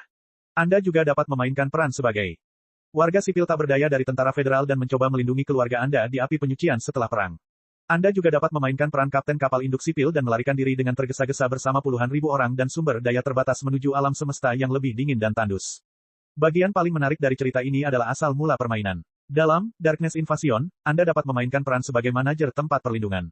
Untuk menghindari momok musuh yang kuat di tengah lautan bintang, Anda dan rekan-rekan Anda telah bersembunyi di tempat perlindungan bawah tanah selama bertahun-tahun. Ribuan tahun, bahkan puluhan ribu tahun. Selama puluhan ribu tahun, di bawah tekanan lingkungan yang keras, kemanusiaanmu telah terkikis, emosimu telah terdistorsi, dan bahkan penampilanmu telah berubah bentuk hingga tak dapat dikenali. Kamu seperti kadal dan ular berbisa. Menanggung kegelapan yang tak berujung. Sambil berbicara, Jiang Baito membuka iklan video untuk Dark Invasion. Iklannya tidak panjang, tetapi sangat berlebihan dalam memanfaatkan 10 detik kegelapan dan keheningan untuk menarik perhatian semua orang. Saat Meng Lichuan bertanya-tanya apakah video itu macet atau tidak, teriakan melengking tiba-tiba bergema di kegelapan. Kemudian, monster yang tampak seperti manusia, hantu, namun bukan hantu, diselimuti cangkang hitam, menerjang keluar dari kegelapan dan hampir mencapai wajah Meng Lichuan. Semut, istri Tao. Meng Lichuan sangat terkejut hingga jantungnya berdebar kencang. Kamu pasti terkejut. Aku juga terkejut saat pertama kali memainkannya. Pada dasarnya, game ini sepertinya dirancang untuk menakut-nakuti, membuatmu kesal, dan membuatmu depresi dan putus asa. Jiang Baito berkata, apapun peran yang kamu pilih atau alur cerita yang kamu ikuti, kamu akan selalu berakhir mati. Jika Anda memilih untuk menjadi anggota tentara federal, atau bahkan panglima tertinggi tentara federal, atau seorang kultivator maha kuasa yang dapat memindahkan gunung dan lautan, apa yang dapat Anda lakukan?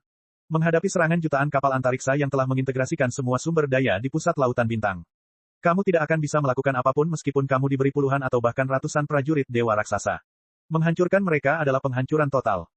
Sedangkan untuk warga sipil, tak perlu dikatakan lagi, tak peduli apakah musuh adalah anggota Federasi Star Glory atau seorang penggarap abadi, mereka tidak akan melepaskan satu pun warga sipil. Meskipun federasi besar, kemana mereka bisa lari? Pada akhirnya, bukankah mereka akan dipotong-potong oleh musuh? Melarikan diri ke kedalaman lautan bintang.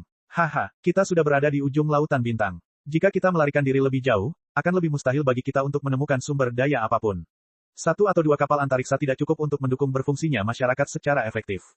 Pada akhirnya, itu akan menjadi tragedi di mana orang saling membunuh dan memakan. Bukankah sektor bintang terbang di masa lalu sudah cukup banyak contohnya?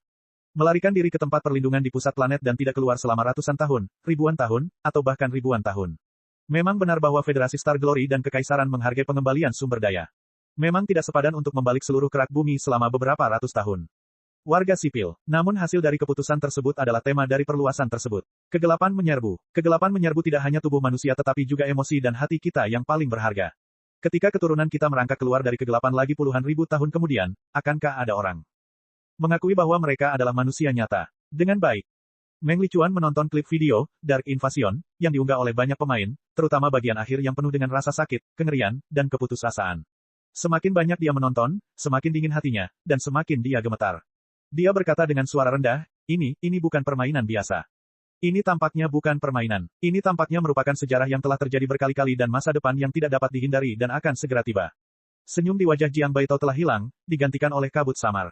Ada kabut hitam di matanya, yang di baliknya mungkin ada keengganan atau ketakutan. Jika kita tidak mengirim pasukan kita, atau jika kita kalah perang, inilah hasil yang harus kita, seluruh keluarga dan peradaban kita, hadapi. Ledakan, ribuan video tentang penyusupan kegelapan, membanjiri otak Meng Lichuan dan membombardir keyakinannya yang rapuh. Tanpa sadar, ia berseru, tidak mungkin. Mengapa itu tidak mungkin? Jiang Baitao membuka tangannya dan berkata, apakah menurutmu aliansi Suaka tidak dapat bergerak maju menuju federasi setelah menelan Kekaisaran Lautan Bintang? Atau apakah menurutmu sumber daya Kekaisaran Lautan Bintang tidak cukup untuk menghancurkan federasi? Tolong, bahkan sekarang, federasi dan Kekaisaran mungkin tidak akan mampu mengalahkan aliansi Suaka, belum lagi aliansi Suaka, yang 2 kali lebih besar, akan menghancurkan federasi kecil yang terisolasi. Bab 2890, Psikologi Terbalik. Meng Lichuan terdiam. Dia segera menelusuri forum dan posting yang terkait dengan invasi kegelapan. Seperti dugaannya, banyak orang sama terkejut dan takutnya seperti dia tentang paket ekspansi baru itu. Ribuan pemain terkungkung oleh kesulitan dan keputusasaan paket ekspansi tersebut. Mereka merasa terjebak dalam rawa berduri dan hampir tidak bisa bernapas. Banyak orang telah menghabiskan sepanjang hari dan malam mengalami keheningan berdarah, menggigil, dan mematikan. Tidak peduli berapa kali mereka mencoba, mereka tetap menemui kematian dan akhir kehancuran. Forum-forum itu dipenuhi dengan keluhan. Apa kau bercanda? Latar permainannya terlalu tidak masuk akal. Gila, apakah tentara federal begitu lemah sehingga mereka tidak bisa melawan balik di bawah pemboman musuh? Siapa orang gila yang merancang permainan ini? Tidak peduli karakter atau skrip apa yang kita pilih, tidak ada cara untuk menyelesaikannya. Tidak peduli seberapa keras kita mencoba, kita hanya akan mati dengan cepat dan menyedihkan. Tidak apa-apa jika federasi dimusnahkan, tetapi di sisa-sisa federasi, para penyintas telah berubah menjadi makhluk aneh cacat yang bukan manusia atau hantu setelah ribuan tahun berevolusi dalam kegelapan. Apa ini? Ini hanya mencambuk tubuh. Permainan ini terlalu menyedihkan. Menurutmu, apakah simulasi permainan itu benar-benar akan terjadi? Jika federasi kalah, apakah keturunan kita benar-benar akan berakhir seperti kecoa dan kadal di bawah tanah? Omong kosong. Bagaimana mungkin? Para spesialis dan pakar federasi akan menemukan solusinya, bukan? Kita tidak bisa hanya berdiam diri dan melihat musuh kuat di tengah lautan bintang mendekat, bukan? Namun, di medan perang virtual di sisi lain, tim Moon Vien, yang mewakili tentara federal, memang tidak tampil dengan baik. Mereka digantung dan dipukuli. Jika tentara federal runtuh, siapa yang akan melindungi kita? Namun, menurut kesimpulan di sini, bahkan jika tentara federal tidak maju ke tengah lautan bintang, musuh-musuh kuat di sana pasti sudah tahu keberadaan kita sejak lama dan tidak akan cukup berbelas kasih untuk membiarkan kita pergi. Bukankah kita akan mati juga? Lagi pula, aku tidak akan tinggal diam dan melihat keluargaku berakhir seperti ini. Jika hari itu tiba, keluargaku akan mengambil pedang berantai dan Storm Bolter. Kami akan mati sebagai pahlawan di medan perang. Tepat sekali. Pandangan dunia yang disajikan oleh apa yang disebut infiltrasi kegelapan, terlalu menjijikkan, terlalu jahat, dan terlalu tidak normal. Kami warga federal lebih baik mati daripada berakhir seperti ini. Meng Lichuan menyalakan hampir 100 sinar cahaya pada saat yang sama dan mencapai batas komputasi prosesor kristal Jiang Baitao saat ia menelusuri suara ribuan orang biasa. Apakah itu hanya imajinasinya? Awalnya, dia merasakan kepanikan dan ketakutan yang hebat dari suara-suara masyarakat. Namun, semakin dekat dia ke pos, semakin tipis kepanikan itu. Yang menggantikannya adalah amukan gunung berapi yang akan meletus. Seolah-olah semua warga federasi sangat marah dengan permainan yang aneh, putus asa, dan menyedihkan ini. Pada awalnya, Glorious Expedition merupakan tema utama dari 2 game bersaudara, dan Darkness Invasion hanya sekadar selingan untuk hiburan. Jiang Baitao berkata, namun, Darkness Assault bagaikan virus yang paling ganas. Virus itu menyebar dan menyebar secara eksponensial. Dalam 2 hari, virus itu menjadi pusat perhatian seluruh federasi. Saat itu, pertandingan puncak antara tim Moon Vien dan tim Blood Shadow hampir berakhir. Tim kami hancur. Hanya sedikit orang yang peduli dengan hasil ekspedisi mulia. Saat ini, pertanyaan terpenting bagi publik adalah, apa yang akan terjadi pada Federasi Star Glory dan peradaban kultivasi jika tentara federal dikalahkan? Miliaran orang di federasi sangat ingin tahu bagaimana paket ekspansi, invasi gelap dibuat dan jenis data dan kondisi yang mendasari terciptanya pandangan dunia yang gila. Apakah ini prediksi resmi kegagalan? Apakah otoritas tertinggi punya solusi? Meng Lichuan menatap Jiang Baitao dan kemudian ke forum yang memanas. Dia memiringkan kepalanya dan berpikir sejenak. Gadis yang cerdas itu merasakan bahwa itu adalah suatu rencana licik. Akan menjadi berlebihan jika menyebutnya sebuah rencana. Paling tidak, untuk sebuah game spesial seperti Darkness Invasion, yang akan dirilis bersamaan dengan Glorious Expedition, Summit Confrontation, dan untuk membalikkan keadaan pada federasi dengan popularitas yang terakhir. Semuanya tampak saling terkait. Dan seseorang tampaknya sedang menyiramkan bahan bakar ke dalam api. Itu tidak mungkin hanya kebetulan semata, bukan? Ini adalah hal pertama yang ingin saya bicarakan dengan Anda. Namun, pengenalan Darkness Invasion saja tidak cukup untuk membalikkan hasil jajak pendapat. Faktanya, Ketika tim kami kalah telak, jajak pendapat mencapai titik terendah, dan hanya 35% orang yang mendukung pengiriman pasukan yang tersisa. Jiang Baitao membuka tangannya dan berkata dengan tak berdaya, permainan sudah berakhir. Pemenangnya sudah ditentukan. Tidak ada gunanya terus berjuang di ambang kematian. Bahkan jika anggota tim kita yang tersisa ingin bertarung sampai mati, tim pengarah dan juri telah dengan suara bulat memutuskan bahwa kita harus menang. Hilang. Saat hasilnya keluar, bukan hanya forum, Glorious Expedition, yang dibanjiri komentar, bahkan seluruh Spiritual Nexus dibanjiri komentar. Banyak artikel yang ditulis oleh pemain profesional dan pendahulu game, Civilization. Beberapa di antaranya bahkan ditulis oleh pakar terkenal dari militer dan sekte besar. Tahukah Anda, dalam kompetisi super yang mengguncang seluruh federasi, dengan banyak sekali pakar dan ahli yang mengomentarinya secara langsung, tidak aneh jika puluhan ribu ulasan profesional muncul setelah pemenangnya ditentukan. Anehnya, sebagian besar pakar permainan, ahli strategi, dan kritikus tidak lagi seobjektif dan seadil sebelumnya. Sebaliknya, mereka mengkritik kinerja tim Moon Vien dan pesimis tentang masa depan Federasi Star Glory. Lagi pula, dengan menggabungkan pendapat para kritikus dan ahli strategi dan memeras airnya, itu berarti bahwa, dengan kemampuan tempur tentara federal dalam konfrontasi virtual, tidak ada harapan untuk menang sama sekali. Kita sudah hancur. Kita tidak bisa melawan atau melarikan diri. Tidak ada harapan sama sekali. Semuanya, kita hanya bisa mencuci leher dan menunggu ajal menjemput. Dengan baik, Meng Lichuan melotot padanya dan duduk lagi, meskipun pusing. Dia berkata dengan marah, bagaimana para ahli bisa mengatakan itu? Bahkan anak berusia 3 tahun tahu bahwa terlalu banyak ketidakpastian dapat memengaruhi hasil deduksi strategis. Konfrontasi virtual seperti itu hanya dapat digunakan sebagai referensi. Seperti kata pepatah, kemenangan dan kegagalan adalah hal yang biasa dalam perang. Bukan berarti kita benar-benar gagal. Kita hanya gagal dalam konfrontasi virtual, dan kita benar-benar kehilangan kepercayaan diri. Cuci leher dan tunggu kematian. Itu lucu sekali. Alasan paling sederhana adalah bahwa keakuratan deduksi strategis sangat dipengaruhi oleh data awal. Nilai tempur armada Federasi Star Glory yang kami tetapkan kali ini didasarkan pada data yang dikirimkan kepada kami oleh Kekaisaran Star Glory dan dikalikan dengan koefisien yang diperkirakan. Selain itu, data pertempuran Star Glory Imperium juga tergantung pada mereka. Kami akan menyempurnakannya dengan data armada Blackwing. Bagaimana bisa akurat? Semua orang tahu kelicikan para penggarap abadi. Para penggarap abadi dari reformis juga adalah penggarap abadi. Bagaimana mereka bisa memberitahu kita kemampuan tempur armada mereka yang sebenarnya dengan jujur? Mungkin armada aliansi Sanctuary tidak sekuat itu, dan para penggarap abadi dari aliansi Sanctuary tidak sekuat itu. Kaum reformis juga tidak begitu lemah. Maka hasilnya akan sangat berbeda. Juga, saya sangat percaya pada fleksibilitas dan keuletan para pembudidaya federal. Jika kita benar-benar menghadapi ancaman kepunahan peradaban kita, para prajurit federal dan sesama penganut Tao yang kita kasihi pasti akan membakar hidup mereka hingga batasnya dan merangsang 120.000 unit kekuatan untuk menciptakan keajaiban, bukan? Selama ratusan tahun terakhir, Federasi telah berada di tepi lautan bintang karena keajaiban yang diciptakan oleh para pahlawan yang tak terhitung jumlahnya. Apakah kali ini akan menjadi pengecualian? Saya tidak percaya. Saya tidak akan pernah menerima hasil pertempuran ini. Para ahli omong kosong ini hanya bicara omong kosong. Tenang, Jiang Baitao tersenyum. Anda tidak terlihat seperti pasien yang baru saja koma selama 3 hari 3 malam. Anda terlihat seperti anjing serigala yang akan menggigit dokter spesialis dengan keras. Jika ahli omong kosong yang menulis ulasan omong kosong ini muncul di hadapanku, bahkan jika aku tidak menggigitnya, setidaknya aku akan memarahinya. Meng Lichuan menyingsingkan lengan bajunya. Tidak, aku tidak bisa menahannya lagi. Saudari Tao, bisakah kau membawakan prosesor kristalku? Aku akan berdebat di Nexus sekarang dan mengungkapkan pikiran para anggota tim Moon Vien.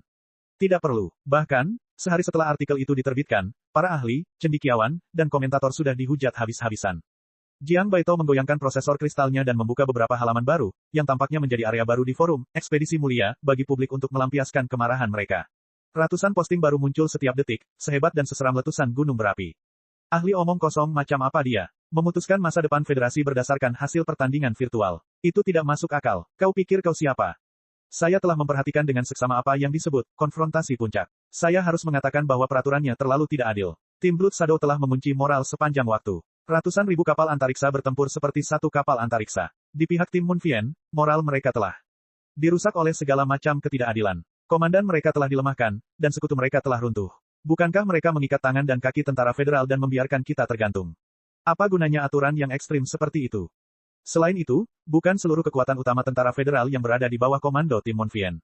Mereka hanya 2 cabang armada Burning Prairie dan beberapa armada lokal. Wajar saja jika mereka tidak bisa mengalahkan 2 raksasa di tengah lautan bintang. Aku tidak percaya bahwa federasi akan kalah telak bahkan jika mereka mengerahkan seluruh kemampuannya. Bukankah para kreator dan perencana seharusnya keluar dan menjelaskan mengapa mereka mengaturnya seperti ini? Bagaimanapun, jika tentara federal bersembunyi di rumah mereka, mereka akan tetap mati. Akan lebih baik untuk melancarkan serangan habis-habisan sejak awal dan mempertaruhkan segalanya. Sialan, bahkan jika aku benar-benar akan mati, aku akan mati di medan perang. Aku tidak akan berakhir seperti orang-orang yang menyedihkan, dan menyedihkan dalam invasi kegelapan. Para kultivator tidak takut mati. Jika kita takut mati, kita tidak berkultivasi. Kapan kita warga federasi pernah takut? Kematian. Di sisi lain, para spesialis dan komentator adalah aib bagi federasi. Cuci lehermu dan tunggu kematianmu. Tulang. Di mana tulang mereka? Sialan. Menurut pendapatku, para spesialis harus membersihkan pantat mereka dan menunggu untuk melayani tuan baru mereka, para bajingan dari aliansi Suaka. Cek. Rakan-rakan kultivator sekalian, sebelum retret, sila terus berkultivasi untuk jurus subscribe, like, share dan komentar agar sekte novel Sadim terus berkembang pesat.